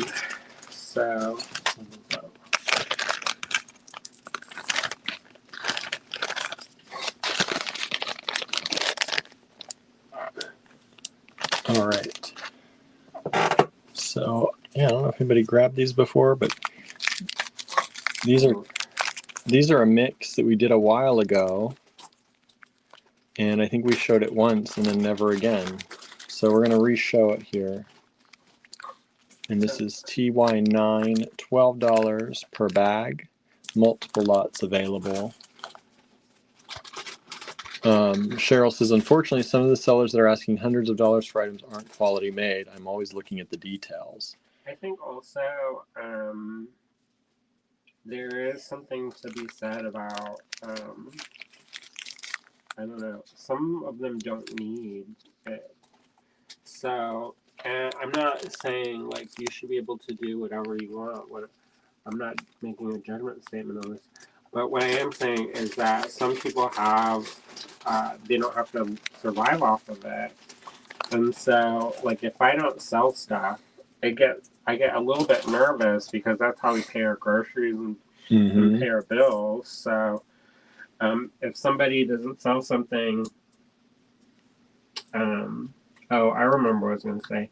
Like, if somebody doesn't sell something and they have like another income revenue, then it's not as paramount, you know. But what I was going to say is I competed to be in this one regional kind of art thing,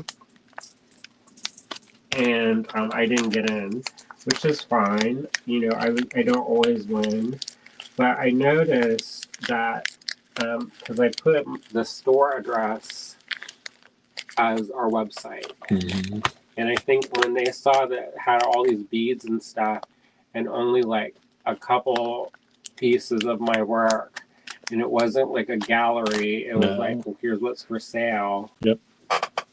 That potentially ruin my chances. Yeah. Well, they can't. They're not pushing their people to buy beads.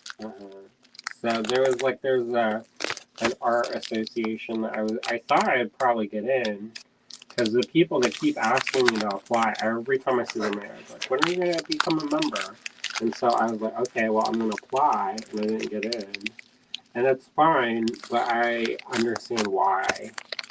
Yeah, which is one of the reasons I'm working on changing the website to at least have sections so that you can have your own section on the website. And then we can also do a website for you as more of a gallery kind of thing. I'm going to do... And a CV kind of thing. I'm going to do a couple different things, so we'll see. But I'm definitely dividing up the website so that you can get to know us better and get to know me, get to know Andrew. We'll have a little subsection for each of us and our personal work, and then the other normal store stuff, and probably a section for Star Cottage as well. Yeah, because some people don't even know we own that. No, many people don't. And that's kind of good, kind of bad, but... Yeah. So this is TY9, $12 each if you're interested in any of these mixes. Thank you all for hanging out. I know it's a little talky today. I'm pretty tired, so you probably should have done something where you weren't being held up by me. Because I'm not as quick. TY10. Ooh, this is a good deal. There's a lot of lamp work in here for $14. Yeah, usually we'd sell that string for $24. So this is vintage plastic on this one. These are really cool. These are kind of an orangey vintage plastic. And I love these beads. These are about 9 millimeters by 18. And then you get these little hobbit door charms. And then you get all of this lampwork glass. This whole strand normally is like a $24 strand, as Andrew said. Doing this all, dropping it in there for $14 for y'all. 14.5 millimeters by approximately 9. So you get that, TY10, $14. Charlie says, the talking is very relatable. I just keep my fingers crossed. We all do well. Yeah, that's, what can we do but keep going, right? I think at some point. Oh, and by the way, these are large hole too. Oftentimes, these are about 2.5 millimeter holes in the vintage plastic. I think at some point something has to give or change. And I'm optimistic, so I'm hopeful that if we keep plugging, we'll eventually get there. But at the same time, there's only so much that I can do. And so if we have to close the physical store and rent it out, I mean, that's the backup plan. Because right now the physical store is probably the one that doesn't return. Yeah. I mean, I spend 3 days up there a week, and it does not pay for me to be up there 3 days a week. I mean, it's good to have, and I know it has a lot of potential for the future, but at this moment and this time, we're working really hard to maintain that. And these are S-word crystal drops. $6 for the pair. 1 pair available. TY11 in this beautiful red, bright red with the metallic back. So that's kind of where one of the possible. We're thinking about downsizing our house so that our mortgage is less. I don't know. Do y'all like this? Because it's kind of bumming me out. Yeah, it's bumming me out. But I mean, this is just our life. I mean, this is one of those things where we're always thinking of different ways that we can somehow keep going. Yeah. And I know that times are harder right now. That's all. And I mean, we're super lucky. We are super duper duper lucky. Yeah. But I think a lot of people also think we're like rolling in it, and that is as far away from the truth as possible. Wow. And they can clean my house. 11.5 millimeters by 7. Like, what is vintage the glass cliche of that? Like, how can I milk the cow with both hands? Like, if they think I'm so successful, I mean, I am successful in a lot of ways. I'm not going to say that I'm not. But at the same time, like, we don't live extravagant lives. No. And we make a lot of choices. Like, I bought new shoes recently, and like I had to like hem and haw over something that I need. Like the one shoes, like they get wet if they soak in because the sole is cracked. And I was like, am I gonna, And so, anyways.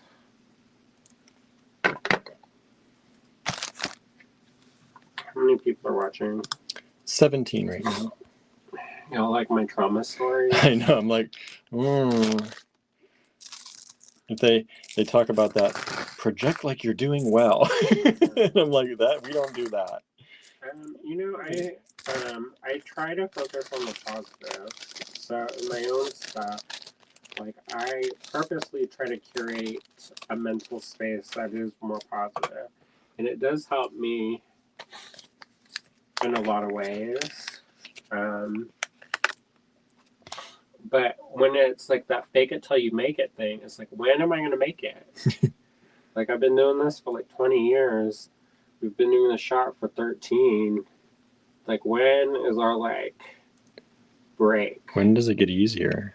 But I mean, we were warned that a bead store will last. The first thing, so my first bead store mentor, she told me, she said, the bead store will last as long as the owner has energy for it.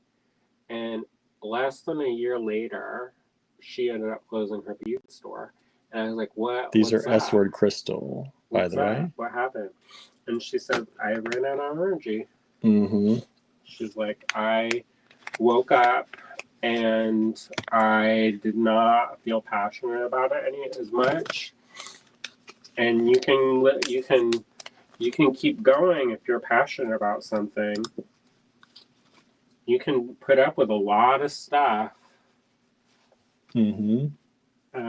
But once that passion dies, then it's harder to fight for it.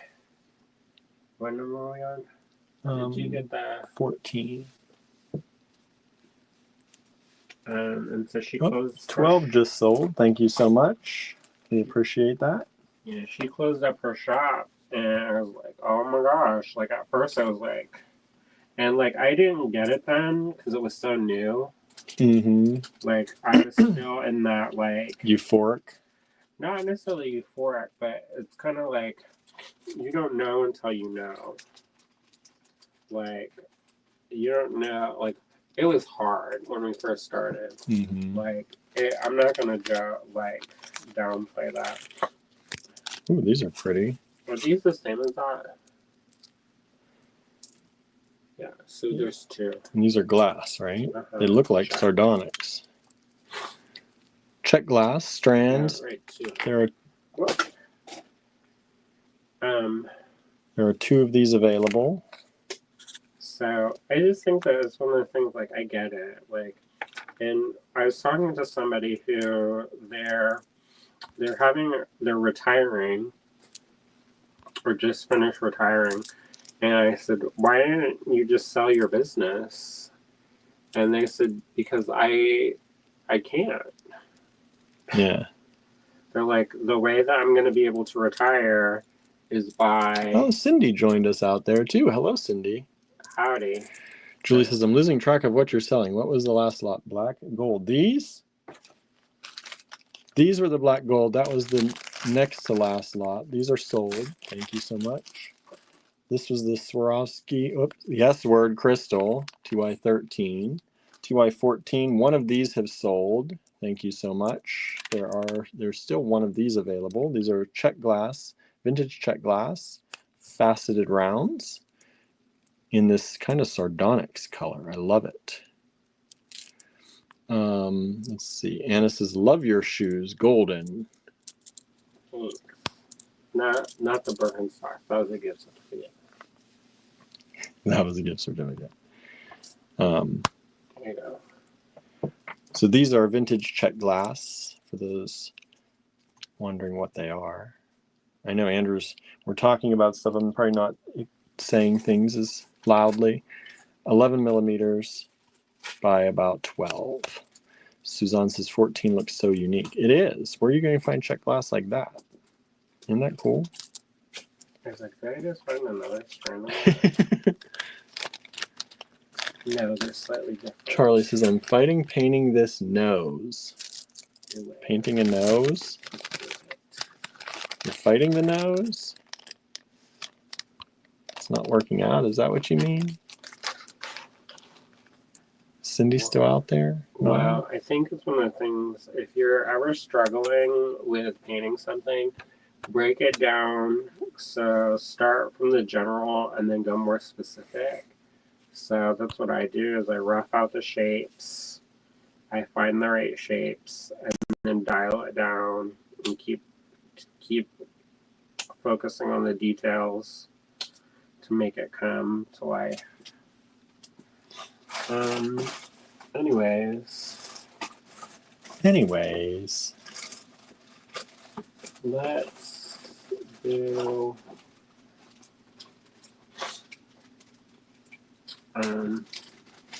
yeah, so what has everybody been up to?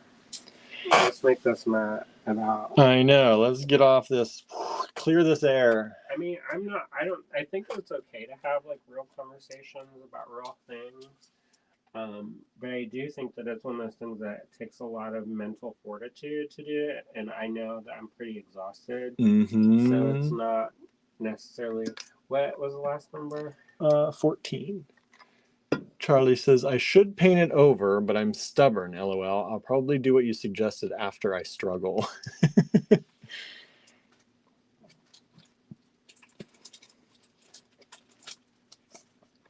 So did anyone have any good things happen over the weekend? Nobody really told me much about their weekends. Did you do anything exciting? I know some of you got good news, which is good. These are large hole dice beads. You get 3 of them for $1.50. These are approximately 12 millimeters. And the holes are like 4 millimeters.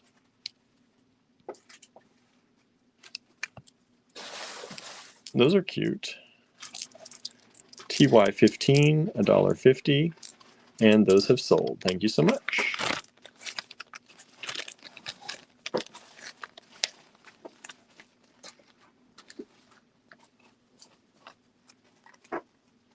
There's another.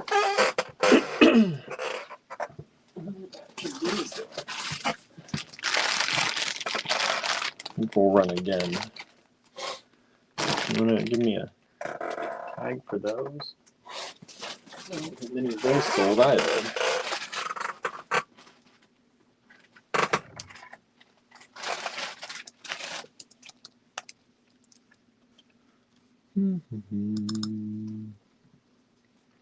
You made a lot of good mixes recently. I hope people like them. Thank you. This is another one of these luxury bead blends that Andrew made. We still have a number of, so I'm going to run these through again. These are the orange and green, and they had a lot of good things in them. They had some of this, the Monique in there. Looks like even some wooden beads, some Red Raksha in there. What number is that? That was 16. These wooden beads there.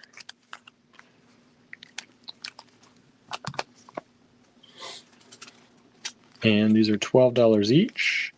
TY16. And we've got 9 of them available. Super cool. Good luxury bead blends. TY16.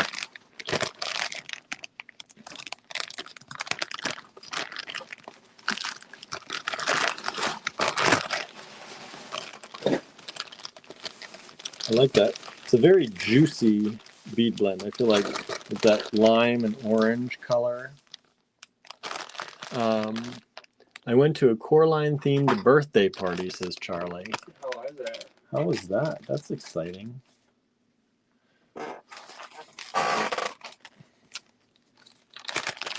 We have TY17.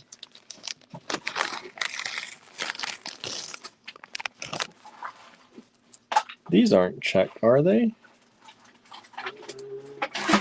Or are they? No, they're vintage. They're vintage glass, different shapes.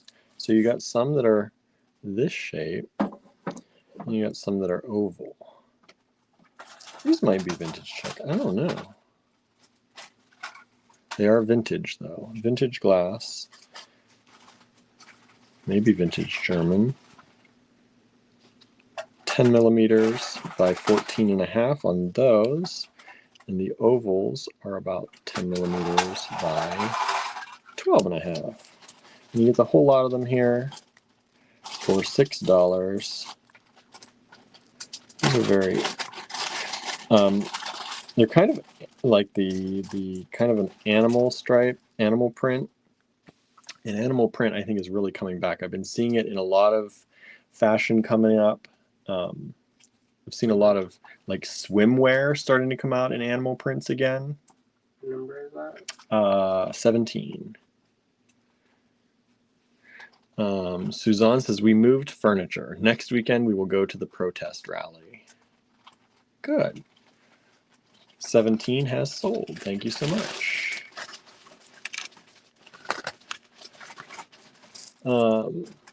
Charlie says, it was cute, lots of little movie-themed decorations, and I made pigs in a blanket and spinach puffs. Spinach puffs, that sounds good. Those look like candy, all the fruity colors, orange, lime. Oh, Anna must be behind a little bit. For the mixes, yes. Luxury bead blends.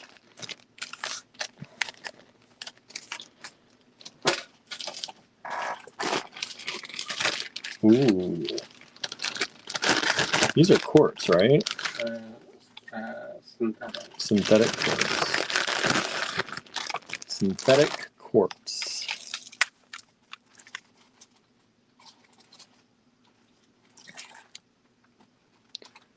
You get these large strands of synthetic quartz. There are 2 of them available. These are 16-inch strands, faceted rondelles. They are approximately 9.5 millimeters by about 6.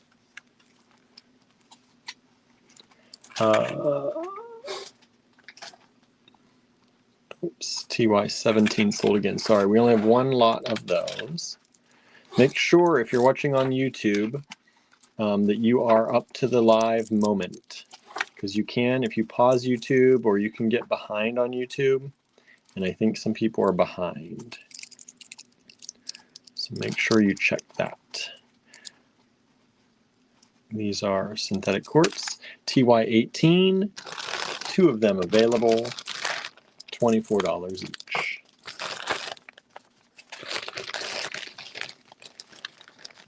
On Facebook and Instagram, it doesn't allow you to go in the past and watch while we're live, but YouTube does. YouTube lets you rewind while live.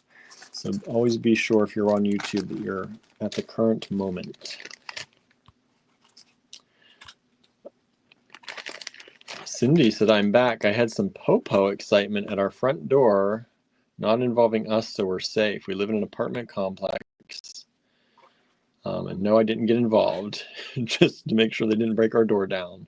Oh boy. Cindy's asking, where can I get the battery replacement for the caliper you're using? These? I have a bunch of these, and I forget where I got them.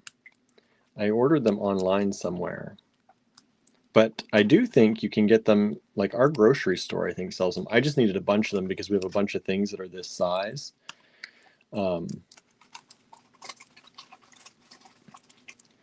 So, yeah, I bought a bunch.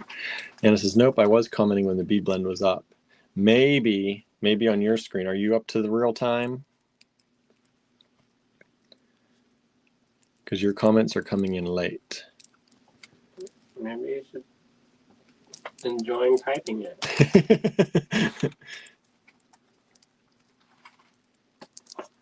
This is TY19, vintage check glass. Anna says, I am on real time. Okay, because your comment was really late.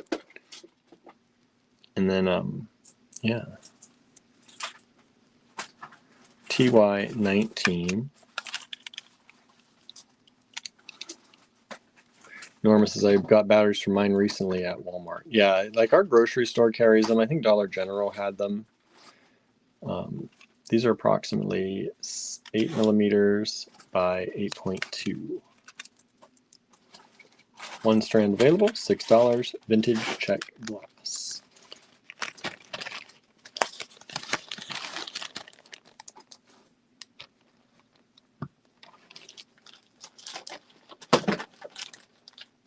Let's see here. Ooh, I like these ones. I like this shape a lot. And these are really popular. Fluted by cone. Mm-hmm. And this is kind of a gray-blue color. It's really a pretty color. I hope it comes across with a black accent. Super pretty. These fluted bicones. Check glass. TY20, $6. They're about 9.3, so about 9.5 millimeters by, let's see if I can get in here to get you the other, I know not everybody gives that wet side. Let's see if I can get in here. By about 8. Yeah, I'd say about 8. TY20. This is a 5-inch strand. Check glass.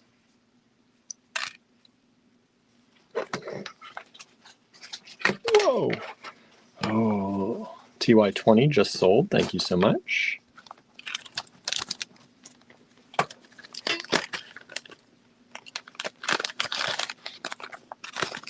Cindy says, thank you. I'll check it out. You're welcome. And if you don't find one, let me know and I can send you one with your next order. Because I think I have a whole, I got like 30 of them or something like that. That was the smallest I could get from where I ordered them from.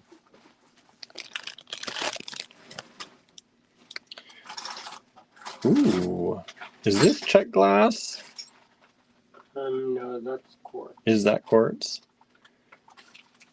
These are really nice, clear quartz. Oh yeah, I can see some of those, a little bit of inclusion in there to tell you it's not glass. Beautiful clear quartz, $10. Cheryl says pretty. Aren't those pretty?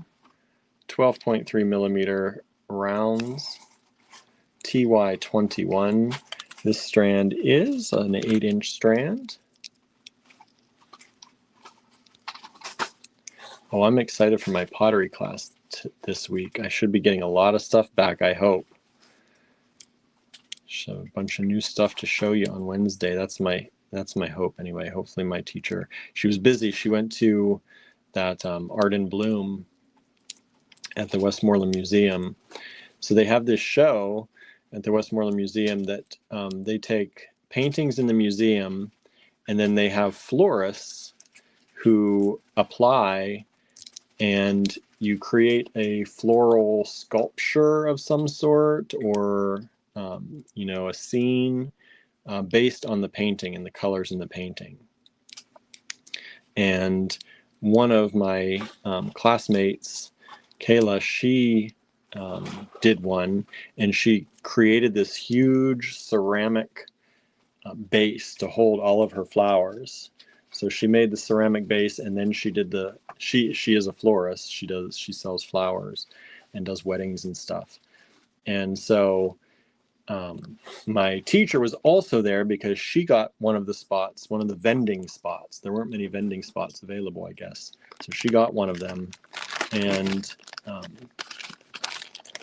so they were all there, but I don't know how much she got time to do our kiln work, but I'm hoping. I'm excited to see my stuff. I've been glazing a lot of different things in different ways, and I'm kind of hesitant to keep going if I don't know how they're coming out. Donna says that sounds wonderful. Yeah, they had a good, I think they had a fun time. I would have liked to go down and see the show, but we didn't make it. But I think it's still up. I think it stays up for a little while. Not too long because they're all flowers.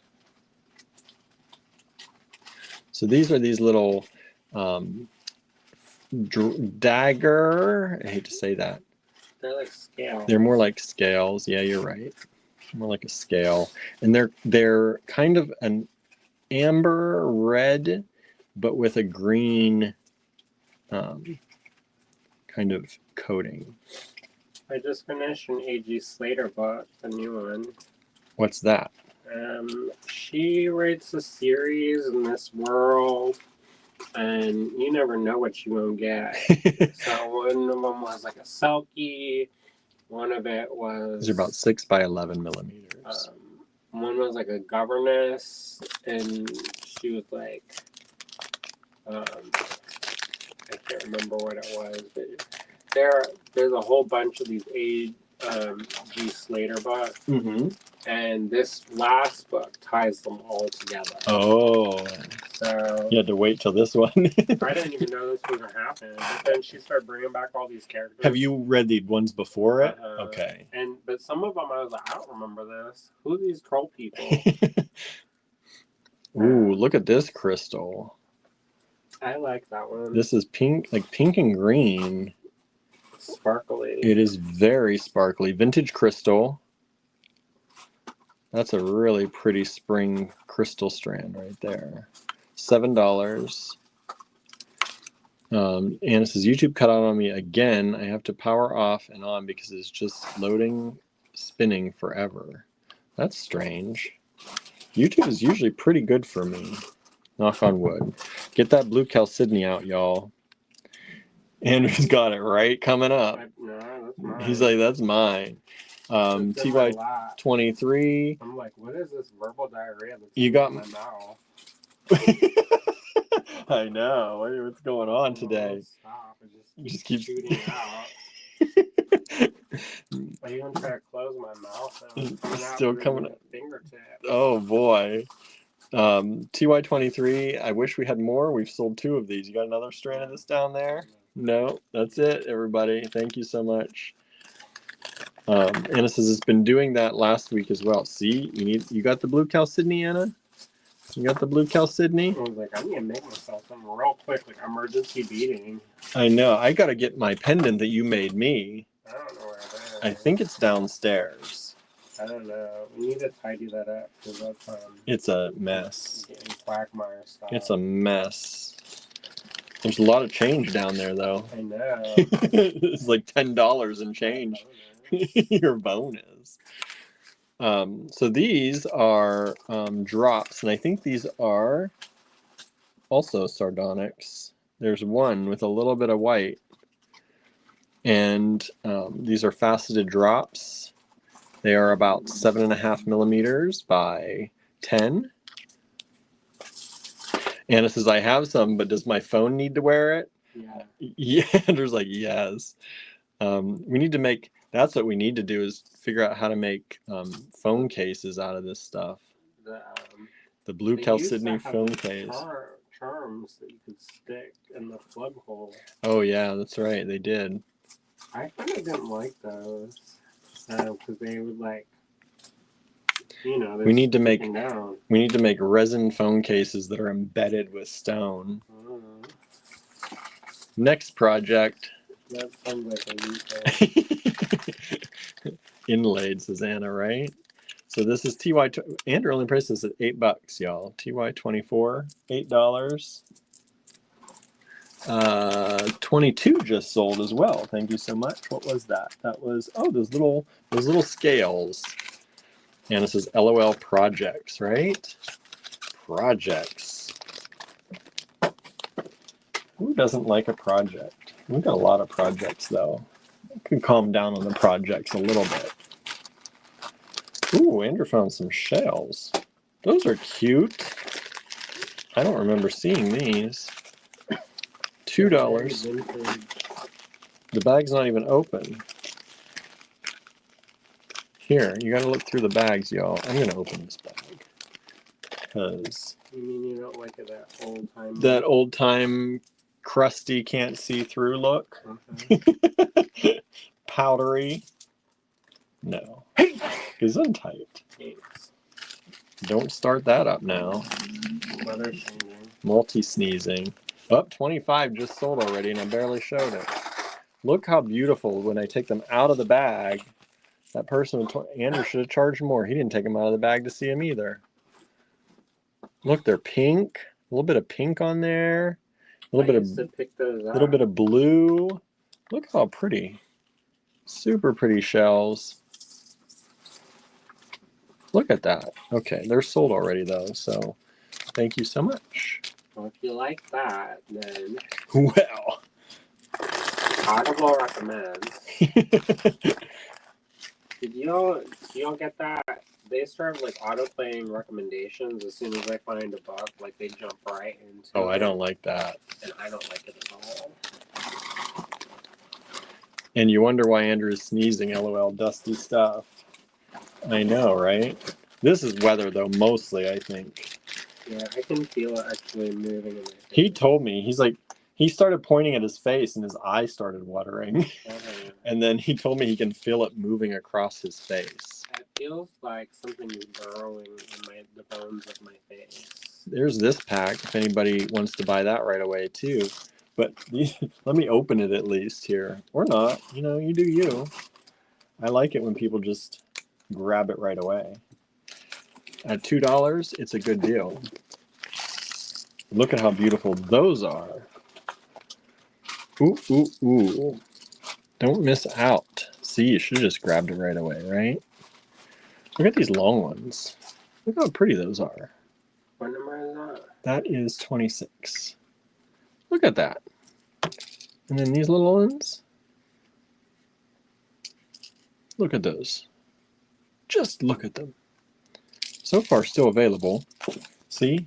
I paused. I should have just told you, just keep doing it. $2 for the lot of those, TY26.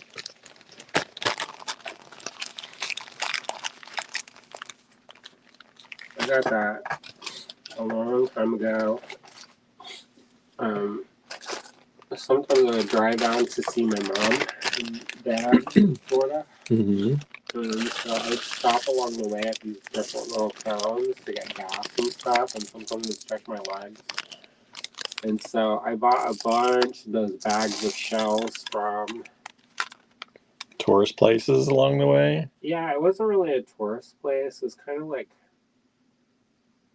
an oddities, kind of like, you know, I guess kind of touristy, but yeah, they had like shells and like rocks and some glass, and it wasn't like the tourist with the city name on them all over the place. no, It was a little different. really. Look at these. These are so pretty too. But it was very Florida.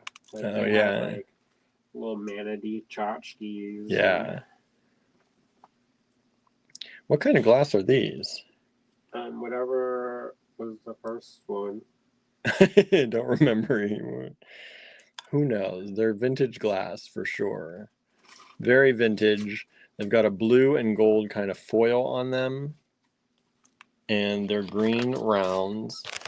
And they are TY27. And they are about 10.5. We'll say 10.5 millimeter. Whoa, get back here. Let me check another one just to be sure. Now that one's 10. So 10 millimeter. We'll go 10 millimeter. 10 to 10.5. They are vintage. They're not going to be exactly perfect. You get the whole bag of them for $8. Those are really pretty. I don't know. Where are the other ones?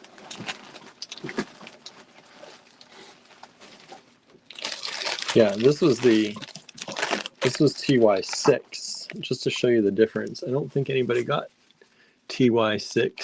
So this is, yeah, nobody got the other ones either. So you get a whole bag of these too. I know. So these ones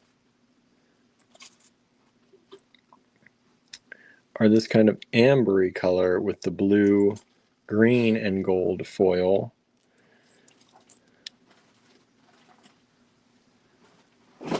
And you can get the whole bag for $8. $8, there's about twice as much as that laid out in that bag.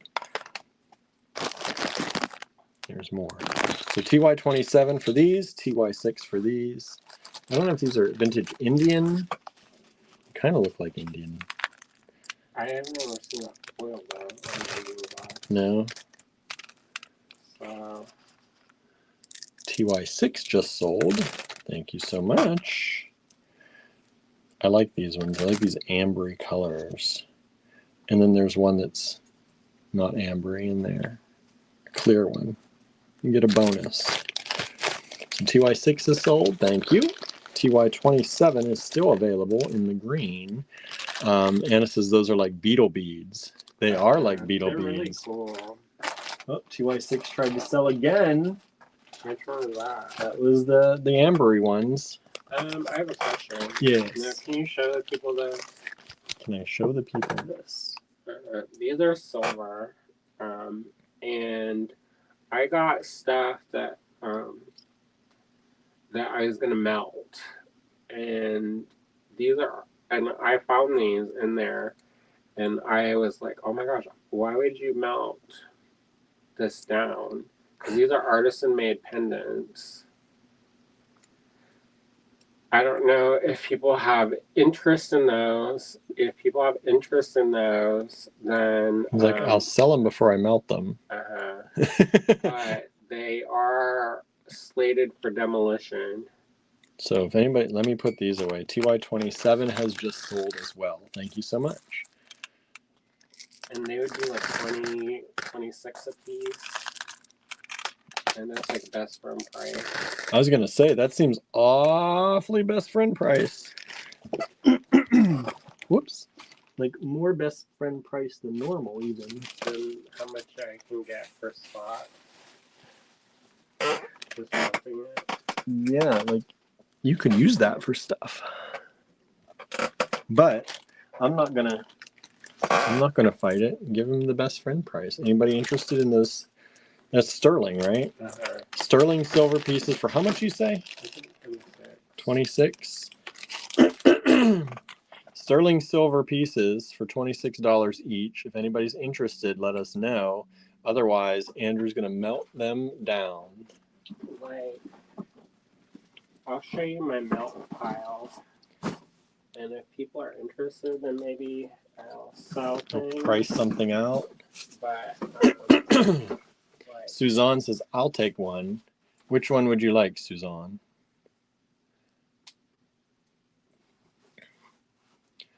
Let me know which one. Do you want the tall one or the wide one? Let's do it that way. The tall one or the wide one?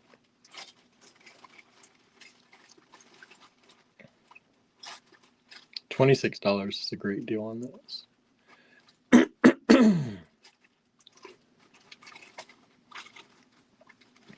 Whoop. Just drop the tall one. Where'd you go?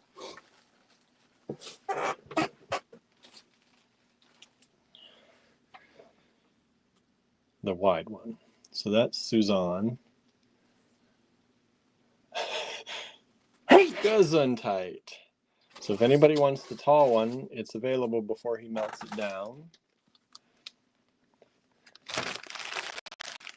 I'm gonna put that. You want me to put a bag? A number? Yeah, do a number for it. So 28. And just write her name on it. If you send an email, that would be better for invoicing. Yeah, Suzanne, it's TY28. And we'll only accept that number from Suzanne, right? Mm-hmm. And if anybody wants this one, let us know. I'm going to show you some other things that Andrew just gave me a whole bag of meltdowns. Did you show the bag? No. Just show the bag. This is the bag. You know, some of that would be very expensive. Like, look at this. Look how pretty that is.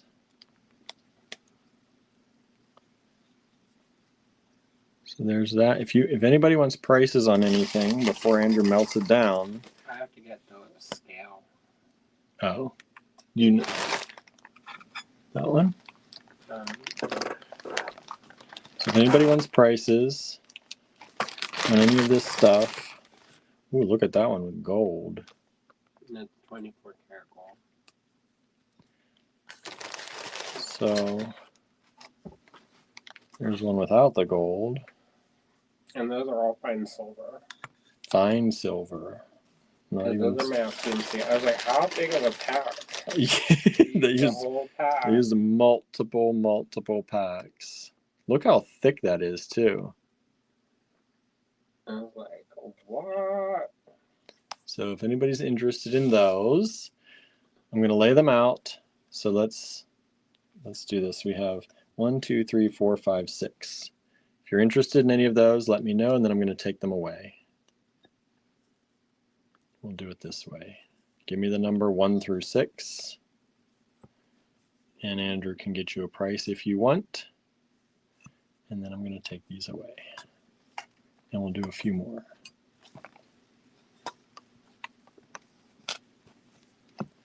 If there's anything else in here that might be something people might want.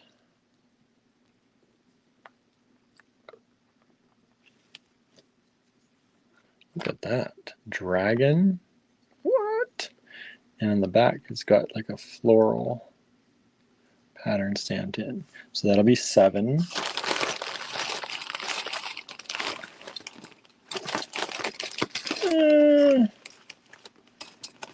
That's kind of cool. I'll call that 8. And you can let us know in the comments if there's anything, the number, if you'd like any of these. Before, like Andrew said, before he melts them down.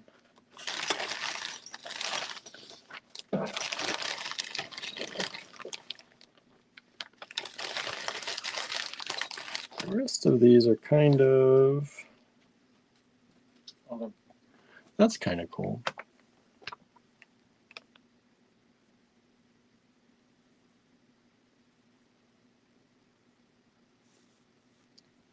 Nine.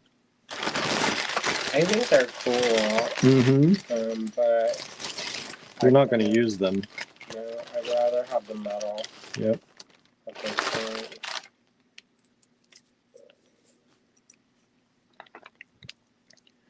This is 10. Lenna says, sorry, doing cat rituals. Are those sterling? These are fine silver. Some of them are sterling, some of them are fine. Yeah. A lot of it's stuff.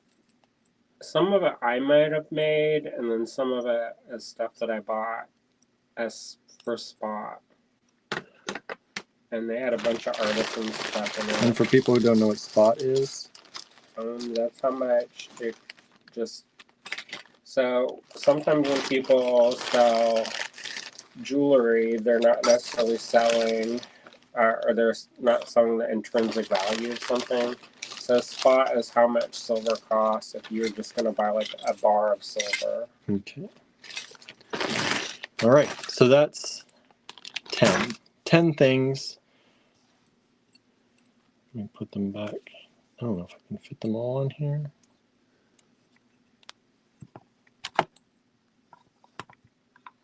Otherwise, it's going to get I'm just going to melt them. Yeah. So if anybody's interested, so this is 1. This is 26. We know that. And this is 2.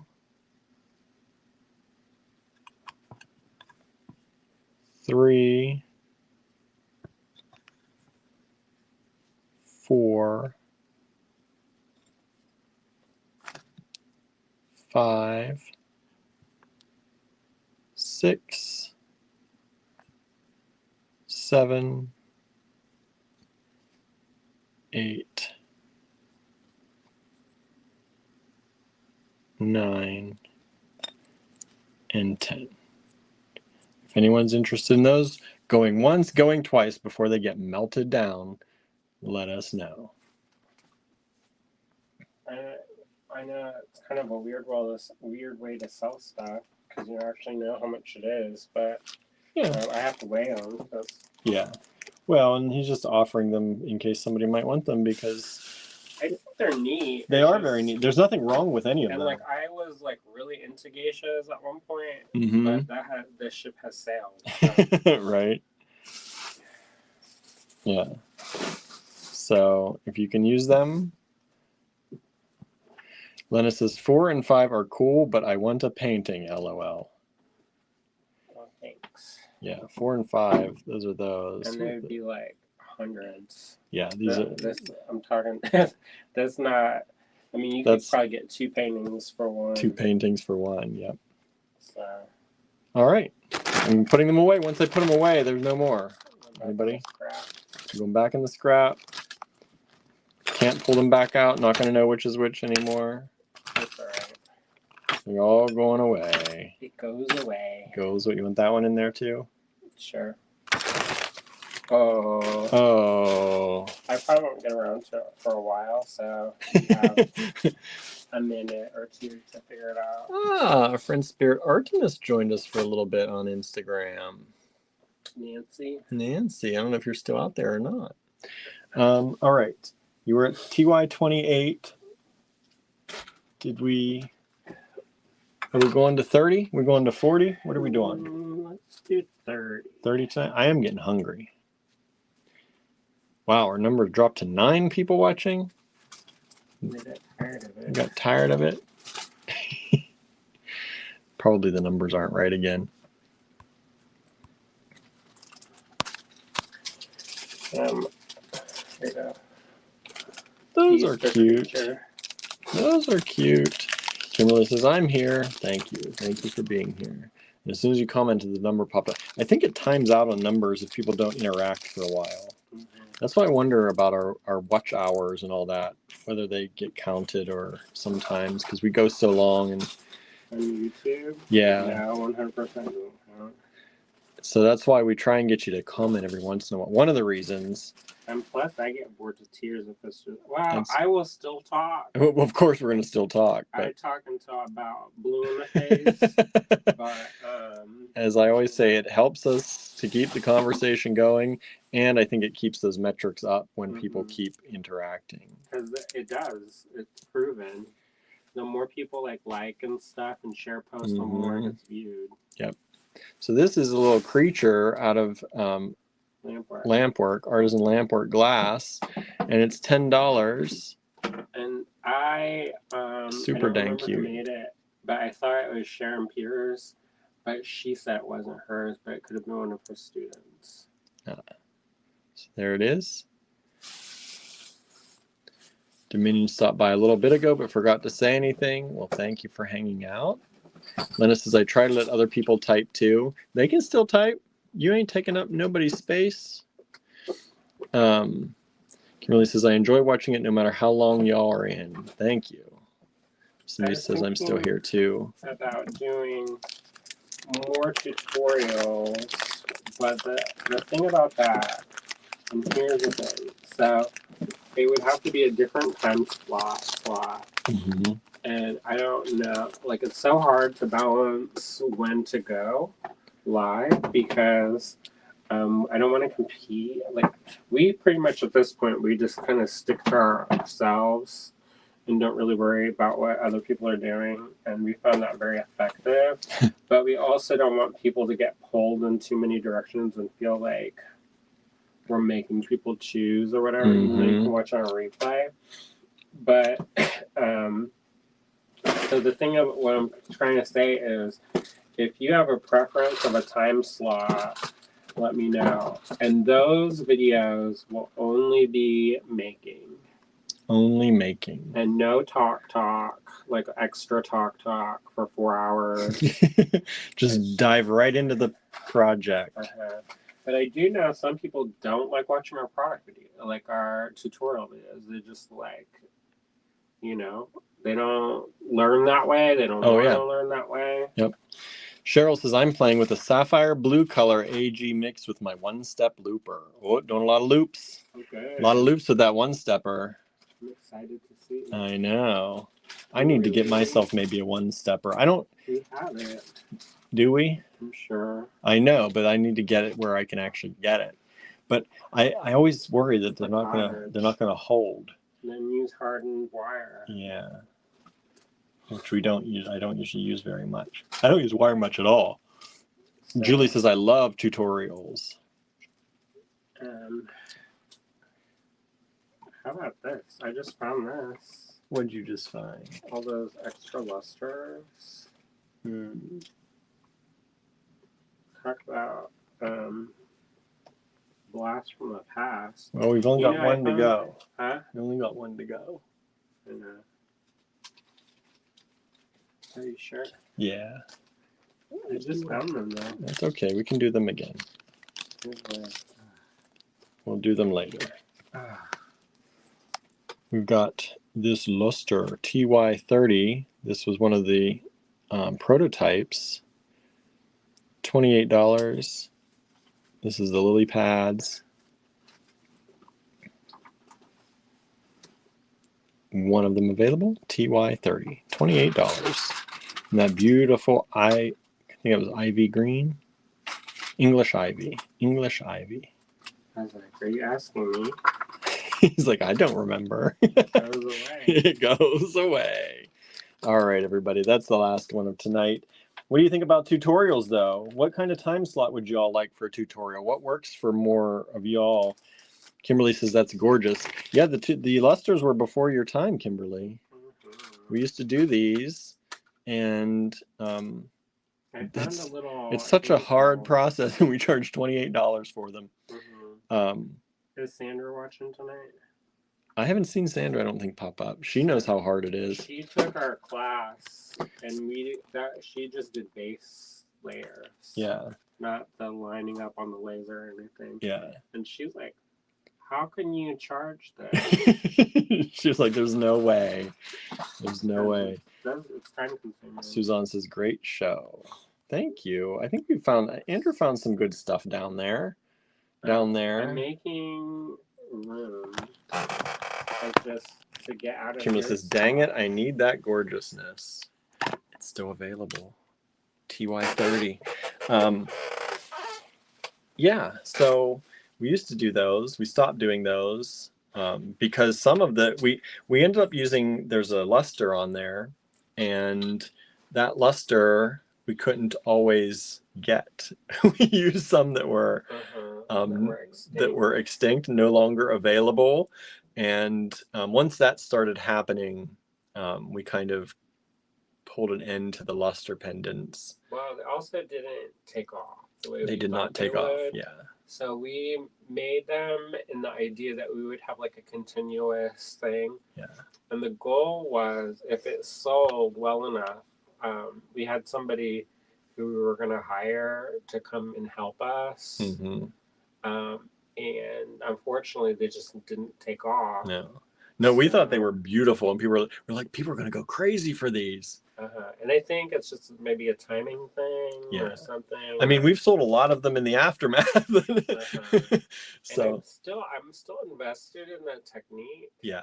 It just takes so long to set up. Each piece the copper was stamped. Prototyping of stuff, because not all the designs work. No. And not all the colors of enamel work. And not all the musters worked. Yep. So first we had to do a test on the mica. Can you put the Patreon banner up? So on some of those, I shared some of our tests on the Patreon. So if you scroll back enough. Where in the world is the Patreon banner? Oh, there it is. And so I think we're going to change. I think we're going to change it. Kimberly says, not anymore. It's not. Thank you so much for claiming. Cheryl says, tutorials I'd probably watch in the evenings, but planning to watch them live is just tough nowadays. And Cindy said, 7 p.m. works good for me unless they are on Saturday or Sunday. Then 2 p.m. is a good time. Well, we probably would stick to this selling live at 7:30 like we do now. But the tutorial would be on another time slot. So I was thinking going back to 5. Live at 5. Andrew, live at 5. And they would be shorter. So he says. If you think about, if it's just, if I'm not going to talk for an hour and a half and letting people filter in, then I could probably go up to 7:30. Yeah, and if you had like a specific, like start and stop, so 5 to 7, yeah, and then like bathroom break from 7 to 7:30. So that's something we've been talking about. Yeah, because we put a lot of stuff into the world, I think, but we haven't been showing people as much. And I think it's important that people see us also making things and being part of that world that teaches as well, even though we teach a lot. Well, one of the things that somebody said, I didn't know you made jewelry. Right. And I was like, oh boy. Yeah. When people just know us for selling stuff and not for actually making it anymore, that's pretty bad, because that's how Andrew started. I make jewelry all the time, but I don't always show it. Cindy says that works too. I'll just be cooking dinner while watching. Yeah, and they'll always be available for replay as well. I just need to get it set up also. Like, I'm going to have its own banner, its own thing, so that way people know. And then we'll clear off the other desk. You mean you don't like it when it takes? So we have a quick half hour to clean up and get ready. in between. Now you can have your own desk. Maybe. What's that background? I can fix it up a little bit. But yeah, I think that would be. I think it would be good for people to see us as a teaching place online Also, again. at what point are people gonna use the beads they get? Mm-hmm. Like some That's of what I mean. We put a lot of stuff into the world, but we don't. We have customers. They don't even know how to make jewelry. Mm-hmm. They want to support us, and they're beads. buying beads, but they don't know what to do with them. And they're like, I just have them. Or they know just the basics, and they want to move to something else. So, and I think it could be fun. I was thinking about doing, because we used to do more tutorials, and sometimes that's hard for me because coming up with a tutorial every day is not easy. Like stitches and stuff, I don't remember all that stuff. Yeah. I'm going to be honest with you. I don't remember everything. And my memory is getting even worse. Mm-hmm. So I have to look it up before I can show sometimes. Yeah. But there's also a lot of things that that other people in the jewelry bead world don't do that you could show. Tons of stuff. Yeah. And I don't even think about it. Yeah. Like all the mixed media stuff. Mm-hmm. Like that is not something that we really see a lot of beaders working and doing. In patinas. Yeah. I was talking to a person who works with metal every single day. And they're like, how are you doing this? And I was like, oh, you just heat it up to this temperature and dunk it in. And then they're like, what? Yeah. Lena says 7 p.m. is cat feeding and dinner time for us. So I'm usually a little late. I could do 5 p.m. or so as long as it was planned and concise. If it goes on too long, I'll miss the show and come back later. Yeah, I think the idea would be to do 5 to 7. 5 to but 7. But also I'm traveling a lot this summer. Mm-hmm. So this may be a thing where we just like post a schedule of when I'm around. And then you'll just have to film a bunch of them in advance. Maybe. And I can post them. Is I also have meetings too. So. Well, that's when you got to film them in advance. We'll try and film a few. We'll see. We need to get some long form content that isn't live out on YouTube again. Because our numbers are dropping. Yeah. We used to have, they do a rolling subscriber over the past 28 days. It tells you how many new subscribers you get. And when we were doing tutorials with Jen, our subscriber count was in the 30s and 40s every 28 days. We'd get 30 or 40 new people. And now we're starting to pick up, but we dropped for a very long time to 7 to 9 people. And then we're back up to like 20 some right now that I've been doing shorts. The shorts have been good helping. But if we get the long form content out there, that'll help. Anyway. That's just another job. Just another job for us to add.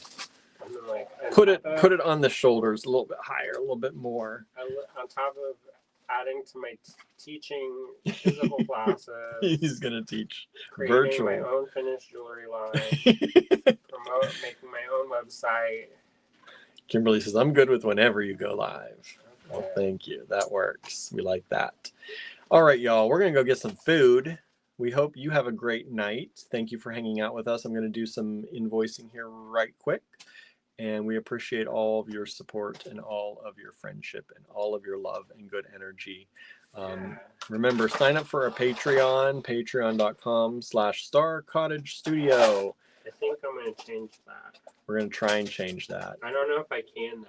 That's what I'm not sure. If I can change the unique URL, because I want to change it to Allegory Gallery. Yeah, that would make more sense. Because people don't, they're like, what's Star Cottage Studio? And then we got to talk about all of how that is. Suzanne says, good night, everyone. Good night, Suzanne. Yeah, good night. Say good night to Charlie and Cinnamon for us, for Barnaby. And Barnaby. Right. With love. With love. Cindy says, have a great night, everyone. You too. And we will see you back here tomorrow. Bye, everybody. See ya.